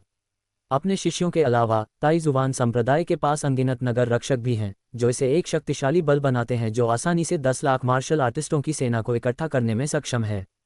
हाँ, ये सुनकर सभी शीर्ष गुरुओं ने सिर झुकाकर सहमति व्यक्त की। चांग किंग, तुम्हें इस लड़ाई में भाग लेने की आवश्यकता नहीं है। बस संप्रदाय में रहो और दीक्षांत समारोह की प्रतीक्षा करो। मोमिंग ने मुस्कुराते हुए कहा। उन्हें इस बात की भी चिंता थी कि सू चांग किंग को किसी खतरे का सामना करना पड़ सकता है। राज्याभिषेक समारोह निकट होने के साथ पवित्र पुत्र के रूप में सू चांग किंग पर स्वाभाविक रूप से बड़ी जिम्मेदारी है। ये सुनकर शीर्ष गुरुओं ने बार बार सिर हिलाया। बिल्कुल सही, पवित्र पुत्र का यहीं रहकर संप्रदाय की देखरेख करना बेहतर है। जी हाँ महाराज, निश्चिंत रहिए, हम आपको बिल्कुल भी निराश नहीं करेंगे। ये सही है। उद्धरण चिन्ह उद्धरण चिन्ह। हालांकि ये सुनकर सू चांग किंग मुस्कुराया और उसने अपना सिर हिलाया। नहीं संप्रदाय प्रमुख, मुझे इस युद्ध में भाग लेना ही होगा। पवित्र पुत्र के राज्याभिषेक समारोह के निकट होने के कारण ही सू चांग किंग ने युद्ध में भाग लेने का निश्चय किया था। वह तियानवु महाद्वीप में सभी को सू चांग किंग नाम की भयावह शक्ति के बारे में बताना चाहता था। मेरी वर्तमान क्षमता बदलाव लाने के लिए पर्याप्त है। ये कहते हुए सू चांग किंग ने अपनी आभा प्रकट की। सांसारिक दानवों का क्षेत्र। सू चांगकिंग से निकलने वाली आभा को महसूस करते हुए मोमिंग और अन्य सभी शिखर गुरुओं ने आश्चर्य के भाव दिखाए, उनकी आंखें अविश्वास से भरी हुई थीं। बकवास। सांसारिक दानव क्षेत्र, वह कैसे संभव है? ये ध्यान देने योग्य है कि सू चांगकिंग कुछ समय पहले तक धर्म पहलू क्षेत्र के मध्य चरण में ही था, लेकिन केवल 10 या 20 दिनों में ही उसने सीधे सांसारिक राक्षस क्षेत्र में प्रवेश कर लिया है। खेती की गति रॉकेट की सवारी से भी तेज है। इसके अलावा सू चांगकिंग का सांसारिक राक्षस क्षेत्र अन्य लोगों के सांसारिक राक्षस क्षेत्र से भिन्न है।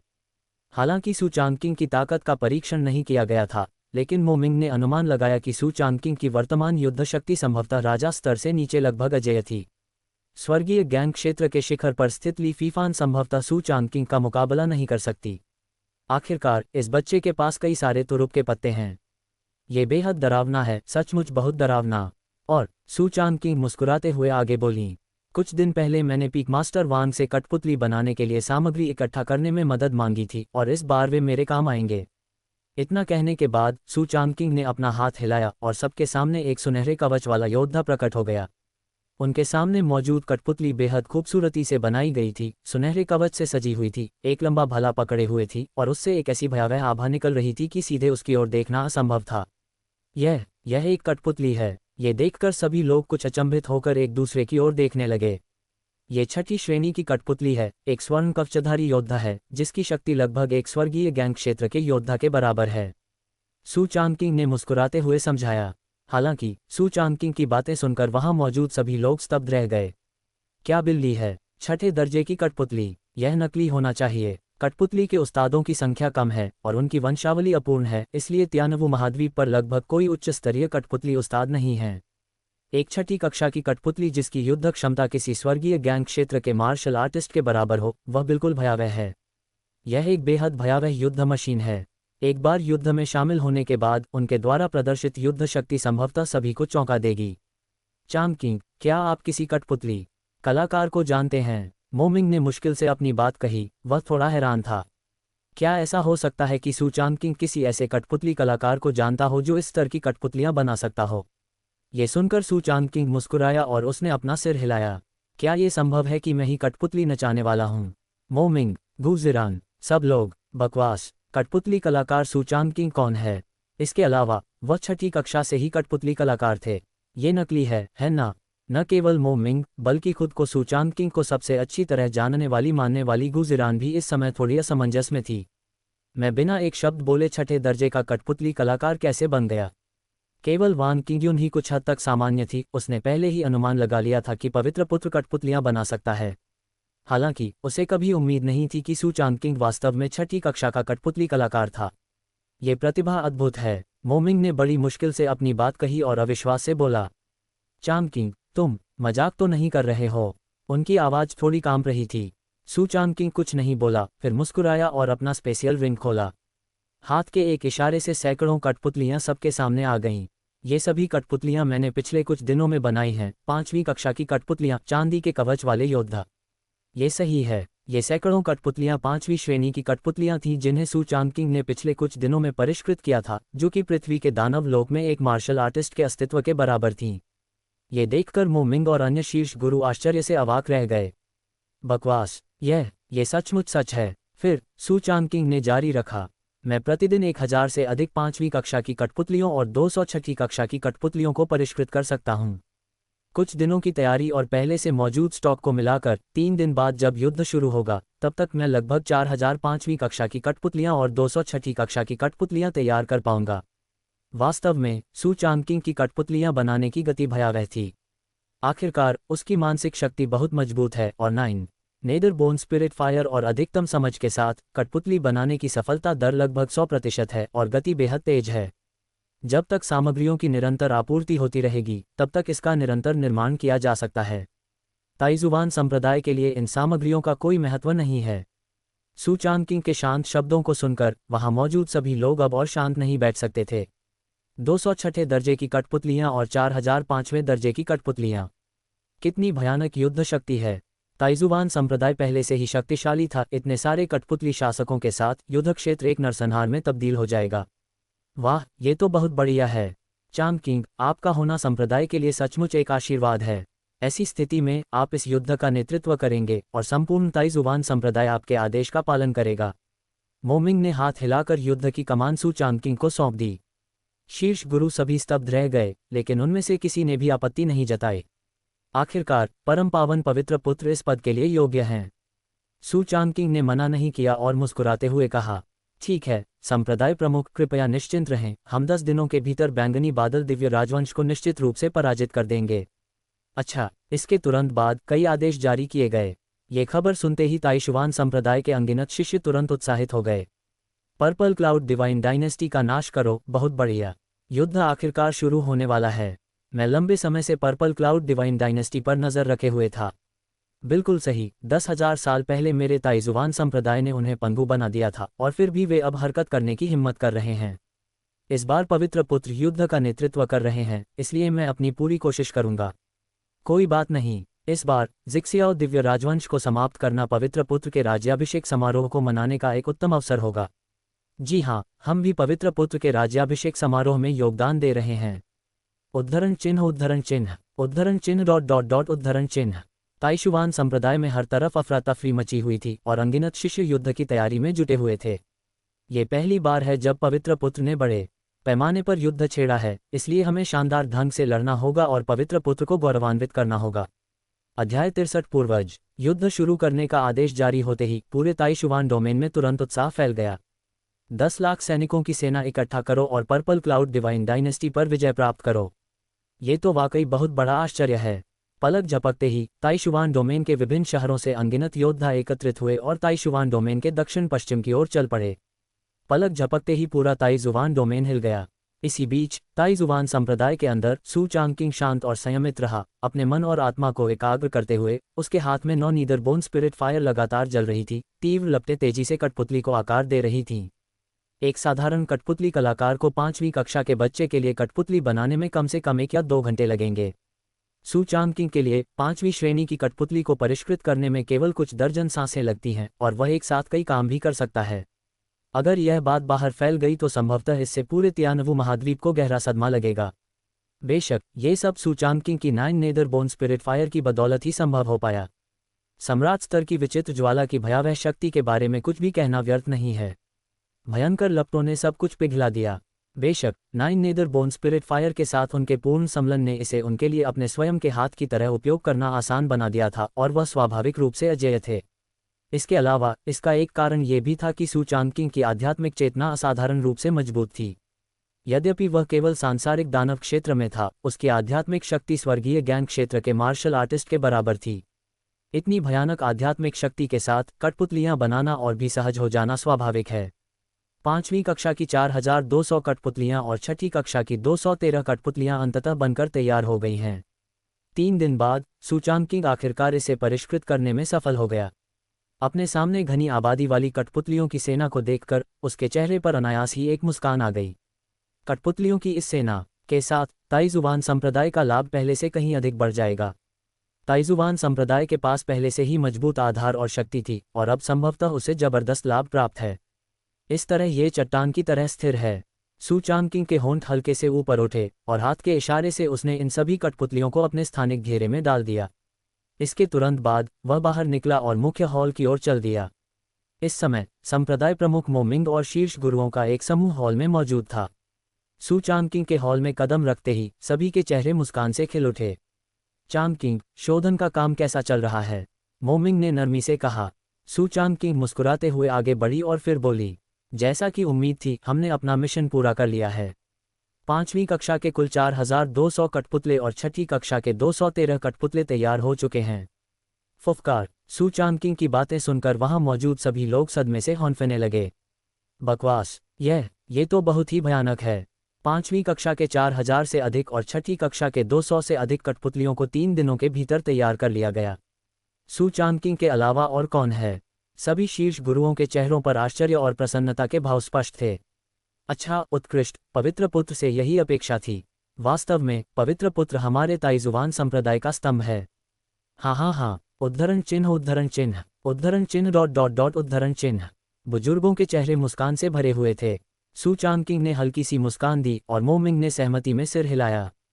बहुत अच्छा, मेरी ताइजुवान संप्रदाय की सेना आत्मा पत्थर की खान के आसपास के क्षेत्र में प्रवेश कर चुकी है। 8 सर्वोच्च क्षेत्र के वरिष्ठ अधिकारी आ चुके हैं। मैं वहां एक और शिखर गुरु को भेजने की योजना बना रहा हूं। मोमिंग की बातें सुनकर वान किंग्युन सबसे पहले खड़ी हो गईं। संप्रदाय के गुरुजी, मैं पवित्र पुत्र के साथ उनकी यात्रा पर जाने के लिए तैयार हूं। चुटकुला, पवित्र पुत्र भी युद्ध क्षेत्र की ओर अग्रसर हैं, इसलिए अब उनके साथ अच्छे संबंध स्थापित करने का सर्वोत्तम समय है। भला हम इस अवसर को कैसे न चूकें। मोमिंग ने सिर हिलाया। वान किंग्युन की सर्वोच्च स्तर की युद्ध क्षमता महत्वपूर्ण भूमिका निभा सकती है। फिर गुजिरान ने कहा, मैं भी चलूंगा। ये 3 सरल शब्द असीम पुष्टि का प्रतिनिधित्व करते हैं। सामान्य तौर पर उसे ज्यादा परवाह नहीं होती, लेकिन सू चांगकिंग को भी युद्ध के मैदान में जाना पड़ा और गुजिरान उनके गुरु होने के नाते स्वाभाविक रूप से निष्क्रिय नहीं रह सकते थे। अगर सू चांगकिंग को कुछ हो जाए तो क्या होगा? यहाँ तक कि वह, जो कि स्वामिनी थी, खुद को माफ नहीं कर सकी। हालांकि मोमिंग मुस्कुराया और बोला, छोटी बहन, घबराओ मत। मुझे पता है कि तुम चांगकिंग की सुरक्षा को लेकर चिंतित हो, लेकिन तुमने अभी हाल ही में संत क्षेत्र में प्रवेश किया है और तुम्हें अपनी उपलब्धियों को मजबूत करने के लिए कुछ समय चाहिए। इसलिए मैंने विशेष रूप से एक बुजुर्ग मुखिया को एकांतवास से बाहर आने के लिए आमंत्रित किया। मोमिंग के बोलते ही मुख्य हॉल में अचानक एक बूढ़ा आदमी प्रकट हो गया। उन्होंने भूरे रंग का चोला पहना हुआ था, उनके बाल और दाढ़ी सफ़ेद थे और वे ऊर्जा से भरपूर थे, हालांकि उनके वृद्ध चेहरे पर झुर्रियां थीं। जब वह बाहर निकला तो हॉल में मौजूद हर कोई स्तब्ध रह गया, उनके चेहरे सदमे से भर गए। पूर्वज जुवान, आप अभी तक मरे नहीं हैं। तभी अचानक वान किंग्युन बोल पड़ी। जुवानजू 2000 साल पहले का एक ऐसा व्यक्तित्व था जिसकी साधना असाधारण थी और जिसने एक पूरे युग को दबा दिया था। वह अत्यंत शक्तिशाली था। मुझे पहले लगा था कि जुवानजू मर चुका है। मुझे कभी उम्मीद नहीं थी कि वह अभी भी जीवित है। जुवानजू और वान किंग्युन का घनिष्ठ संबंध था। जुवानजू उनके परदादा परदादी थे। ये सुनकर जुवानजू ने उसे घूर कर देखा और चिड़चिड़ाते हुए कहा, तुम अभी तक मरे नहीं हो तो मुझे क्यों मरना चाहिए? महज एक वाक्य से वान किंग्युन पूरी तरह से स्तब्ध रह गई। वह एक पल के लिए जम गई, पीछे हट गई और एक शब्द भी बोलने की हिम्मत नहीं कर पाए। शीरान, मेरे यहाँ होने से क्या तुम निश्चिंत रह सकती हो? शुवानजू ने मुस्कुराते हुए कहा। गुजिरान का सामना करते समय जुवानजू ने अपना रवैया बदल दिया। आखिरकार गुजिरान ने संत क्षेत्र में प्रवेश कर लिया था और वह उसके समान स्तर पर थी, इसलिए उनकी स्थिति और पद में बहुत अधिक अंतर नहीं था। इसके अलावा गुजिरान का भी उससे संबंध था और जुवानजू उसकी बहुत प्रशंसा करता था, इसीलिए उसका लहजा इतना सौम्य था। शुवानजू की बातें सुनकर गुजिरान ने हल्के से सिर हिलाया। हालांकि उसे शुवानजू की ताकत के बारे में पूरी तरह से स्पष्ट जानकारी नहीं थी, लेकिन उसे यकीन था कि वह उसकी अपनी ताकत से कहीं अधिक थी, इसलिए सू चांगकिंग की रक्षा करना स्वाभाविक रूप से कोई समस्या नहीं होगी। निश्चिंत रहें। गुजिरान ने हल्के से सिर हिलाया, फिर शांत भाव से वापस बैठ गई। ये देखकर जुवानजू ने संतुष्टि से सिर हिलाया। हाँ, इस बूढ़े आदमी के यहाँ होने से मैं इस बच्चे की सुरक्षा का पूरा ध्यान रखूंगा। पर्पल क्लाउड डिवाइन डायनेस्टी के उन लोगों ने मेरी ताइजुवान सेक्ट को उकसाने की हिम्मत की। वे सचमुच मौत को दावत दे रहे हैं। उस समय उन्हें नष्ट न करना एक गलती थी। इस बार हमें पर्पल क्लाउड डिवाइन डायनेस्टी का पूरी तरह से सफाया कर देना चाहिए। शुवानजू के शब्दों में तिरस्कार झलक रहा था। जिक्सियाओ दिव्य राजवंश न केवल उनके लिए कोई मुसीबत खड़ी नहीं करने वाला था, बल्कि वे अपनी नश्वरता से भी अनजान थे और ताइक्सुआन संप्रदाय को उकसाने का साहस कर रहे थे। यह एक बूढ़ी औरत के जहर खाने जैसा है, वह जीने से थक चुकी है। शुवानजू के बोलने के बाद वह धीरे धीरे सू चांगकिंग की ओर बढ़ा, उसकी निगाहें उसे सिर से पैर तक देखती रहीं। फिर उसके होठों पर हल्की सी मुस्कान आ गई और उसकी आंखों में शरारत का भाव झलक रहा था। सू चांगकिंग, मैंने मोमिंग को ये बात कई बार कहते सुना है, धर्म पहलू क्षेत्र का साधक स्वर्गिक गैंग क्षेत्र के शिखर साधक का मुकाबला कर सकता है। वह हमारे ताइजुवान संप्रदाय के इतिहास में नंबर 1 प्रतिभाशाली व्यक्ति है। बुरा नहीं, बिल्कुल भी बुरा नहीं। शुवानजू की दृष्टि स्वाभाविक रूप से सामान्य लोगों की तुलना में कहीं अधिक थी। पहली नज़र में ही वह समझ गया था कि सू चांगकिंग कोई साधारण व्यक्ति नहीं था। हालांकि सू चांगकिंग अभी केवल सांसारिक दानव क्षेत्र में है, फिर भी वह काफ़ी रहस्यमय है और ऐसा लगता है कि उसके भीतर एक भयानक ऊर्जा छिपी हुई है। वह भी इस ऊर्जा से कुछ हद तक भयभीत था। इसलिए ये बच्चा बिल्कुल भी साधारण नहीं है। ये सुनकर सू चांगकिंग ने हल्की सी मुस्कान के साथ कहा, आप मेरी प्रशंसा कर रहे हैं पूर्वज। मैं लोगों की तारीफ बहुत कम करता हूं, लेकिन आप वाकई असाधारण हैं। मेरी सुरक्षा में दुनिया का कोई भी व्यक्ति आपको नुकसान नहीं पहुंचा सकता। शुवानजू ने मुस्कुराते हुए कहा। अध्याय 64 बैंगनी बादल दिव्य राजवंश के अड्डे पर हमला। पूर्वज के शक्तिशाली शब्दों को सुनकर सू चांगकिंग को कोई संदेह नहीं रहा। हालांकि उसके सामने खड़ा बूढ़ा आदमी साधारण लग रहा था, लेकिन वह महसूस कर सकता था कि दूसरा पक्ष बेहद भयानक था। उसकी आभा गुरु की आभा से भी अधिक शक्तिशाली थी। साधना के स्तर के हिसाब से वह संभवतः संत जगत के मध्य चरण में है, या फिर संत जगत के अंतिम चरण में भी हो सकता है। उनके शब्दों का स्वाभाविक रूप से बहुत महत्व होता है। ठीक है, अपना सामान पैक करो और जाने के लिए तैयार हो जाओ, शुवानजू ने शांत भाव से कहा। हाँ, स्वाभाविक रूप से कोई भी देरी नहीं करना चाहता था। ताइजुवान संप्रदाय के भीतर कई आध्यात्मिक नौकाएं आकाश में उड़ गईं, जो सीधे दक्षिण पश्चिम की ओर बढ़ रही थीं। मोमिंग और अन्य शिखर गुरुओं ने उस दिशा की ओर देखा जहां से आत्मा की नाव गायब हो गई थी। गुजिरान तब तक ध्यान से देखती रही जब तक कि आत्मा की नाव नज़र से ओझल नहीं हो गई। फिर उसने अपना सिर नीचे किया, आह भरी और कुछ खोई हुई और चिंतित सी दिखी। हालांकि सु चांगकिंग को रहस्यमय पूर्वज का संरक्षण प्राप्त था, जिनकी शक्ति उससे कहीं अधिक थी। हालांकि गुजिरान अब भी अपने दिल में दबी कुछ बातों को भुला नहीं पा रही थी। आखिरकार युद्ध का मैदान खतरनाक था और सु चांगकिंग की रक्षा करने की जिम्मेदारी सिर्फ उसी की थी। ये दक्षिण पश्चिम में स्थित स्पिरिट स्टोन खदान से लगभग 4 घंटे की दूरी पर है। पिछले 3 दिनों में मेरे ताइजुवान संप्रदाय की 10 लाख सैनिकों की सेना एकत्रित की गई है। हमारे पीछे 4 आध्यात्मिक नौकाएं हैं, जिनमें मेरे ताइशुवान संप्रदाय के सच्चे शिष्य, मुख्य सदस्य और आंतरिक एवं बाहरी शिष्य सवार हैं, वान क्विंगयुन ने सूचना दी। पहली आध्यात्मिक नाव में केवल 3 लोग थे, सु चांगकिंग, जुवानजू और वान क्विंगयुन। उनके पीछे चल रही 4 आध्यात्मिक नौकाओं में ताइजुवान संप्रदाय के 70% मार्शल आर्टिस्ट सवार थे, जिनमें सच्चे शिष्य, मुख्य शिष्य, आंतरिक और बाहरी शिष्य, साथ ही दर्जनों वरिष्ठ शिष्य शामिल थे। इन वरिष्ठ शिष्यों में 5 सर्वोच्च स्तर के विशेषज्ञ और 30 से अधिक सम्राट स्तर के विशेषज्ञ थे, जिससे उनकी संख्या बहुत अधिक हो गई थी। सामान्यतया बाहरी संप्रदायों के शिष्य इस स्तर की लड़ाइयों में भाग लेने के लिए बहुत कमजोर होते हैं। हालांकि मोमिंग ने हाथ हिलाकर कुछ बाहरी शिष्यों को भी युद्ध में शामिल होने की अनुमति दे दी। आखिरकार इस स्तर की लड़ाई में जीवित रहना भविष्य में अपनी ताकत बढ़ाने के लिए बेहद फायदेमंद होगा। सु चांगकिंग आध्यात्मिक नाव में बैठी और उसने हल्के से सिर हिलाया। शुवानजू डेक पर लेटा हुआ था, मुस्कुरा रहा था और अपने होंठ सिकोड़ रहा था। ये तो बस एक साधारण जिक्सियाओ दिव्य राजवंश है। इतने सारे लोग अनावश्यक हैं, मैं अकेला ही काफ़ी हूँ, जुवानजू ने बहुत ही दबंग अंदाज में कहा। उनकी क्षमता का कोई व्यक्ति अकेले ही पूरे क्षेत्र को आसानी से नष्ट कर सकता है। हालांकि सु चांगकिंग ने मुस्कुराते हुए कहा, पूर्वज, बेहतर होगा यदि आप इस लड़ाई को ही भव्य समापन बना दें।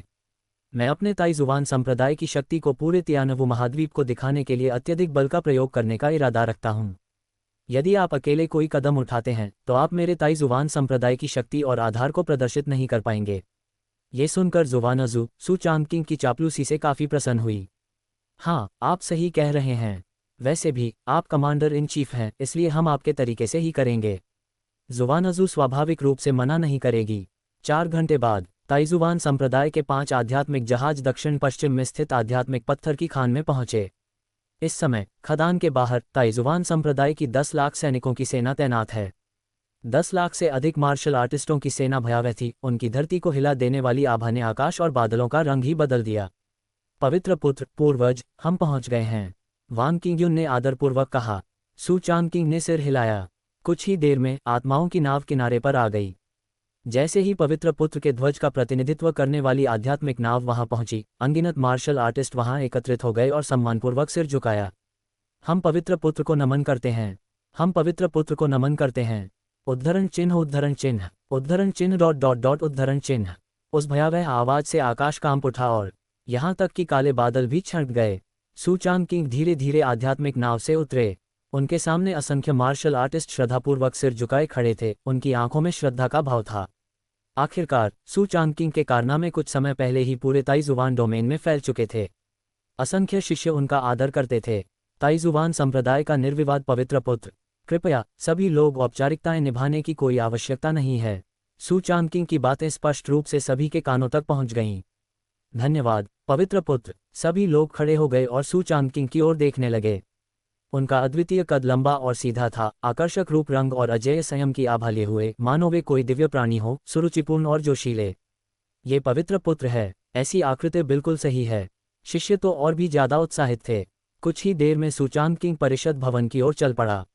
आज दक्षिण पश्चिमी सीमा पर ताइजुवान संप्रदाय ने न केवल अपनी सेना में 10 लाख की वृद्धि की है, बल्कि ज़ियाओ दिव्य राजवंश ने भी अपनी सेना में अनगिनत की वृद्धि की है। उन्हें पूरा यकीन था कि जब तक वे पवित्र पुत्र के राज्याभिषेक समारोह के शुरू होने तक 10 दिनों तक डटे रह सकते हैं, तब तक ताइजुवान संप्रदाय स्वाभाविक रूप से अपनी सेना वापस बुला लेगा। इसलिए इस बार जिक्सियाओ दिव्य राजवंश बहुत ही आक्रामक था।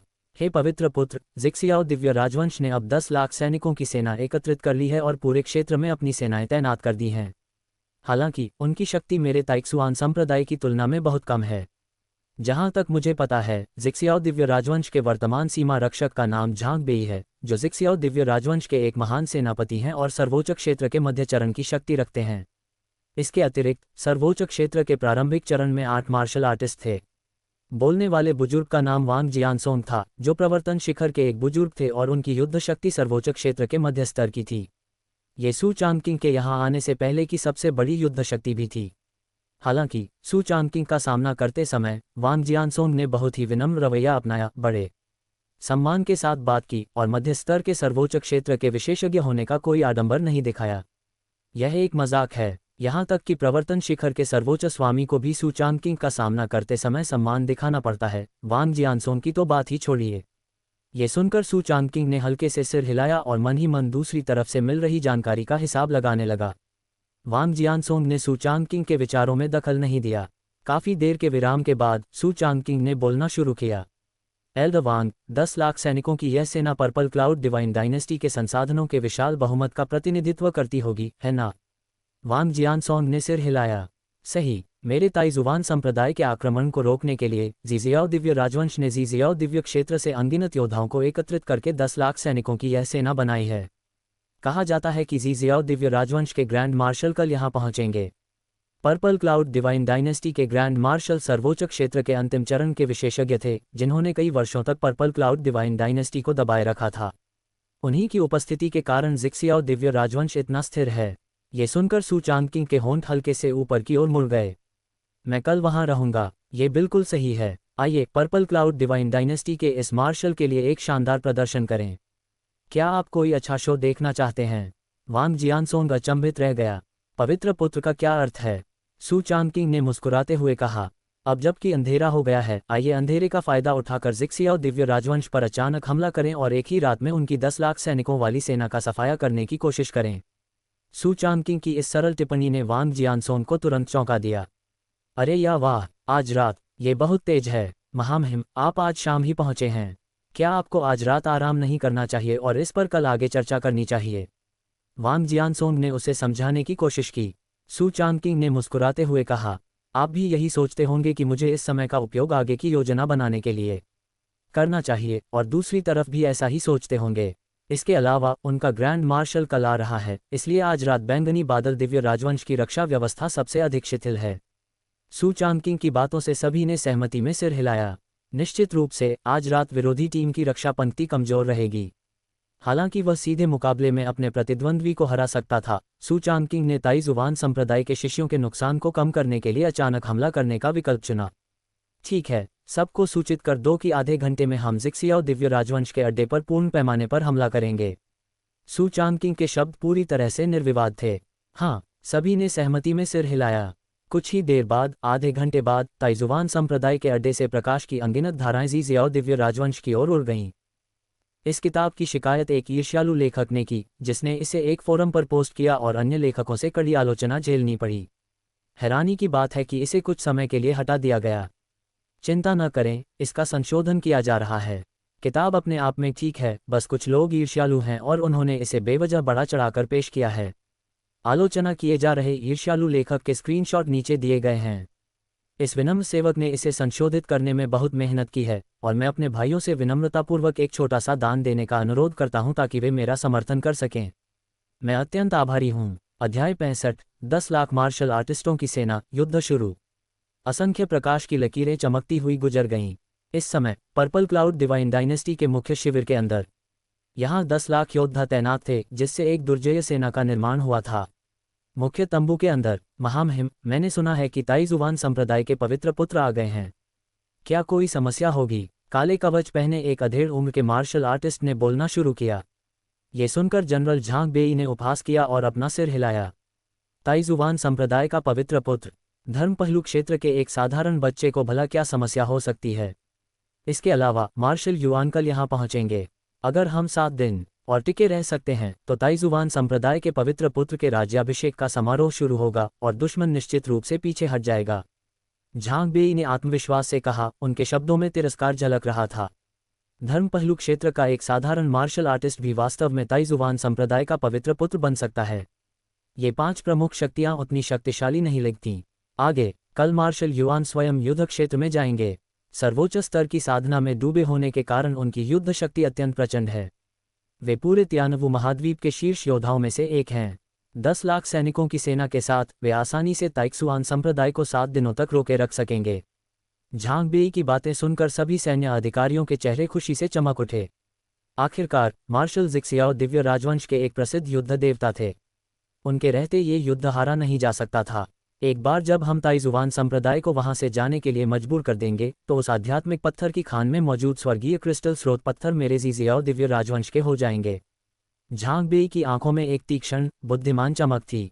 जी हाँ, उस स्पिरिट स्टोन की नस में एक स्वर्गीय क्रिस्टल सोर्स स्टोन है जो अनमोल है और इसमें अत्यधिक मात्रा में ऊर्जा समाहित है जो सर्वोच्च स्तर के मार्शल आर्टिस्ट को भी संत स्तर तक पहुंचने का अवसर प्रदान करती है।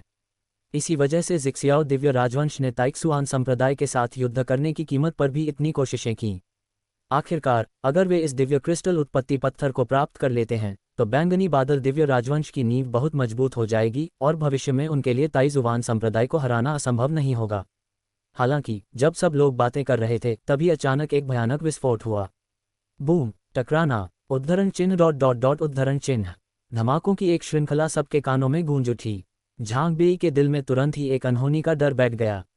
बकवास, क्या हुआ? तभी एक मार्शल आर्टिस्ट अंदर आया और जल्दी से बोला, रिपोर्ट, जनरल को रिपोर्ट। नहीं, ये भयानक है। ताइजुवान संप्रदाय ने हमला कर दिया है और यह एक बहुत बड़ा हमला है। अनगिनत मार्शल आर्टिस्ट आकाश से उतर रहे हैं।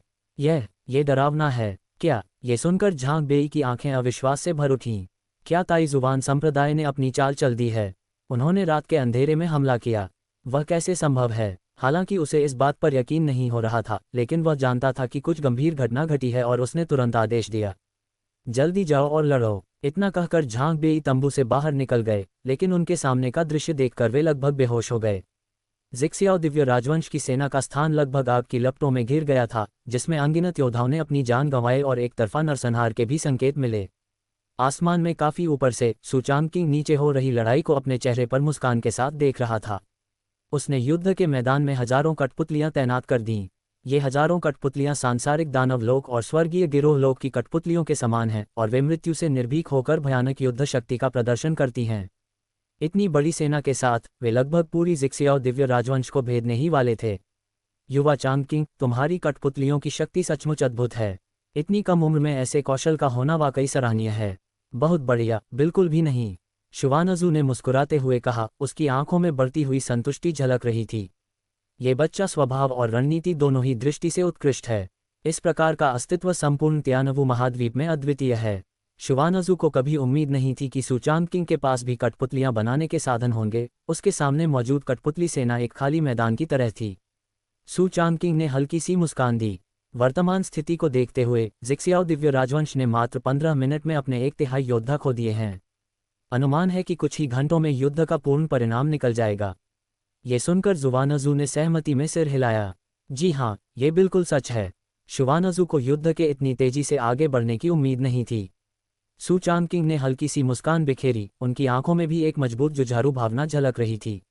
मैं अपनी मांसपेशियों को फैलाने और अपनी वर्तमान युद्ध क्षमता का परीक्षण करने ही वाला था। सांसारिक दानव क्षेत्र में प्रवेश करने के बाद सुचांगकिंग ने फिर कभी कोई कदम नहीं उठाया और उसे इस बात का जरा भी अंदाजा नहीं था कि उसकी वर्तमान शक्ति कितनी भयावह थी।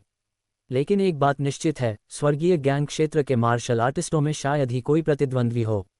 सुचांगकिंग के बोलते ही उसकी आकृति तेजी से नीचे की ओर गिर पड़ी। बूम! जमीन पर एक जोरदार आवाज आई जिससे अथाह धूल उड़ने लगी। अपने हाथ के इशारे से उसने तलवार से वार किया और हवा को चीरती हुई तलवार की ऊर्जा तुरंत बाहर की ओर फैल गई, जिससे बैंगनी बादल दिव्य राजवंश के दर्जनों योद्धा एक ही वार में 2 टुकड़ों में कट गए। ऊपर बैठा शुवानजू इस दृश्य को अपने चेहरे पर हल्की सी मुस्कान लिए हुए देख रहा था और बड़ी दिलचस्पी से इसका आनंद ले रहा था। वह सुचांगकिंग की युद्ध क्षमता के बारे में भी बहुत उत्सुक था। यह एक अच्छा मौका है देखने का। सुचांगकिंग बेहद तेज था, अजगर की तरह फुर्तीला, युद्ध के मैदान में तबाही मचाता हुआ। अपनी तलवार के एक ही वार से उसने सैकड़ों लोगों को मार गिराया। तभी उसके सामने एक बलवान आकृति प्रकट हुई। लड़के, तुमने मेरे पर्पल क्लाउड डिवाइन डायनेस्टी के इतने सारे लोगों को मार डाला, आज मैं तुम्हारी जान ले लूंगा। उनके सामने खड़ा बलवान व्यक्ति पर्पल क्लाउड डिवाइन डायनेस्टी का एक सेनापति था, जो स्वर्गीय ज्ञान क्षेत्र की उन्नत साधना में था। उसके हाथ में एक लंबा भाला था और उसकी आंखों में तीव्र हत्या का भाव झलक रहा था। हालांकि अपने सामने खड़े व्यक्ति को देखकर सू चांगकिंग और भी ज्यादा उत्साहित हो गया। जिन लोगों को उसने अभी अभी मारा, वे उसके एक भी वार का मुकाबला नहीं कर सके। मेरे सामने खड़ा वह हट्टा कट्टा आदमी, जो स्वर्गीय ज्ञान क्षेत्र की साधना के अंतिम चरण में था, मेरे कौशल का परीक्षण करने के लिए एकदम सही था। बैंगनी दिव्य नेत्र सक्रिय हो जाओ। 12 दिव्य तलवार संरचनाएं सक्रिय हो जाओ। सू चांगकिंग जोर से चिल्लाया और अचानक उसके शरीर से एक भयानक आभा उत्पन्न हुई। एक शेर भी खरगोश का शिकार करने के लिए अपनी पूरी ताकत लगाता है, तो ऐसे में अपने से कहीं अधिक उच्च स्तर की साधना वाले व्यक्ति का शिकार करना तो और भी मुश्किल है। सू चांगकिंग स्वाभाविक रूप से लापरवाह नहीं होगा। बैंगनी चरम दिव्य नेत्र के आशीर्वाद से उसके सामने खड़े बलवान व्यक्ति की गति 10 गुना से अधिक कम हो गई और सू चांगकिंग ने उसे आसानी से पकड़ लिया। जैसे ही जोलतियान 12 तलवारों की संरचना प्रकट हुई, वह सीधे अपने सामने खड़े बलवान व्यक्ति की ओर दौड़ी। वह व्यक्ति स्पष्ट रूप से अचंभित हो गया और उसने जल्दी से अपने भले का उपयोग करके अपना बचाव किया। टकराना, एक भयानक विस्फोट हुआ और वह हट्टा कट्टा आदमी 7 या 8 मीटर दूर जा गिरा। उसकी आंखों में डर साफ दिखाई दे रहा था। ऊपर यहाँ तक कि जुवानजू भी अचंभित रह गया। हिस, ये तो सचमुच तलवार की आकृति है। कितनी भयानक शक्ति है, ये तो उच्च कोटि की ही होगी। शुवानजू ने मन ही मन कुछ बुदबुदाया। सू चांगकिंग को देखते हुए उसकी आंखों में उत्साह बढ़ता जा रहा था। ये बच्चा तो बिल्कुल अलग है। हालांकि ये तो बस शुरुआत है। सू चांगकिंग के होंठ हल्के से ऊपर उठे और अगले ही पल उसकी आकृति पलक झपकते ही उस स्थान से गायब हो गई। तलवार की ठंडी रोशनी पूरे देश को रोशन कर देती है। बर्फीली तलवार का इरादा। तलवार की एक भयानक शक्ति का विस्फोट हुआ और पल भर में बर्फीली ऊर्जा हवा में फैल गई। उसी क्षण सू चांगकिंग ने एक साथ कई काम करते हुए जोलतियान 12 तलवार संरचना को नियंत्रित करके उस बलवान व्यक्ति पर हमला कर दिया। ये कैसे संभव है? ठंडी रोशनी और तलवारों का जत्था उसकी ओर तेजी से बढ़ते देख उस हटे कट्टे आदमी की आंखें अचानक चौड़ी हो गईं। उसने सहज ही आत्मरक्षा करने की कोशिश की, लेकिन इतने भयानक हमले के सामने वह असहाय था। फुफ, एक सिर जमीन पर गिर गया। शुवानजू की पुतलियां सिकुड़ गईं।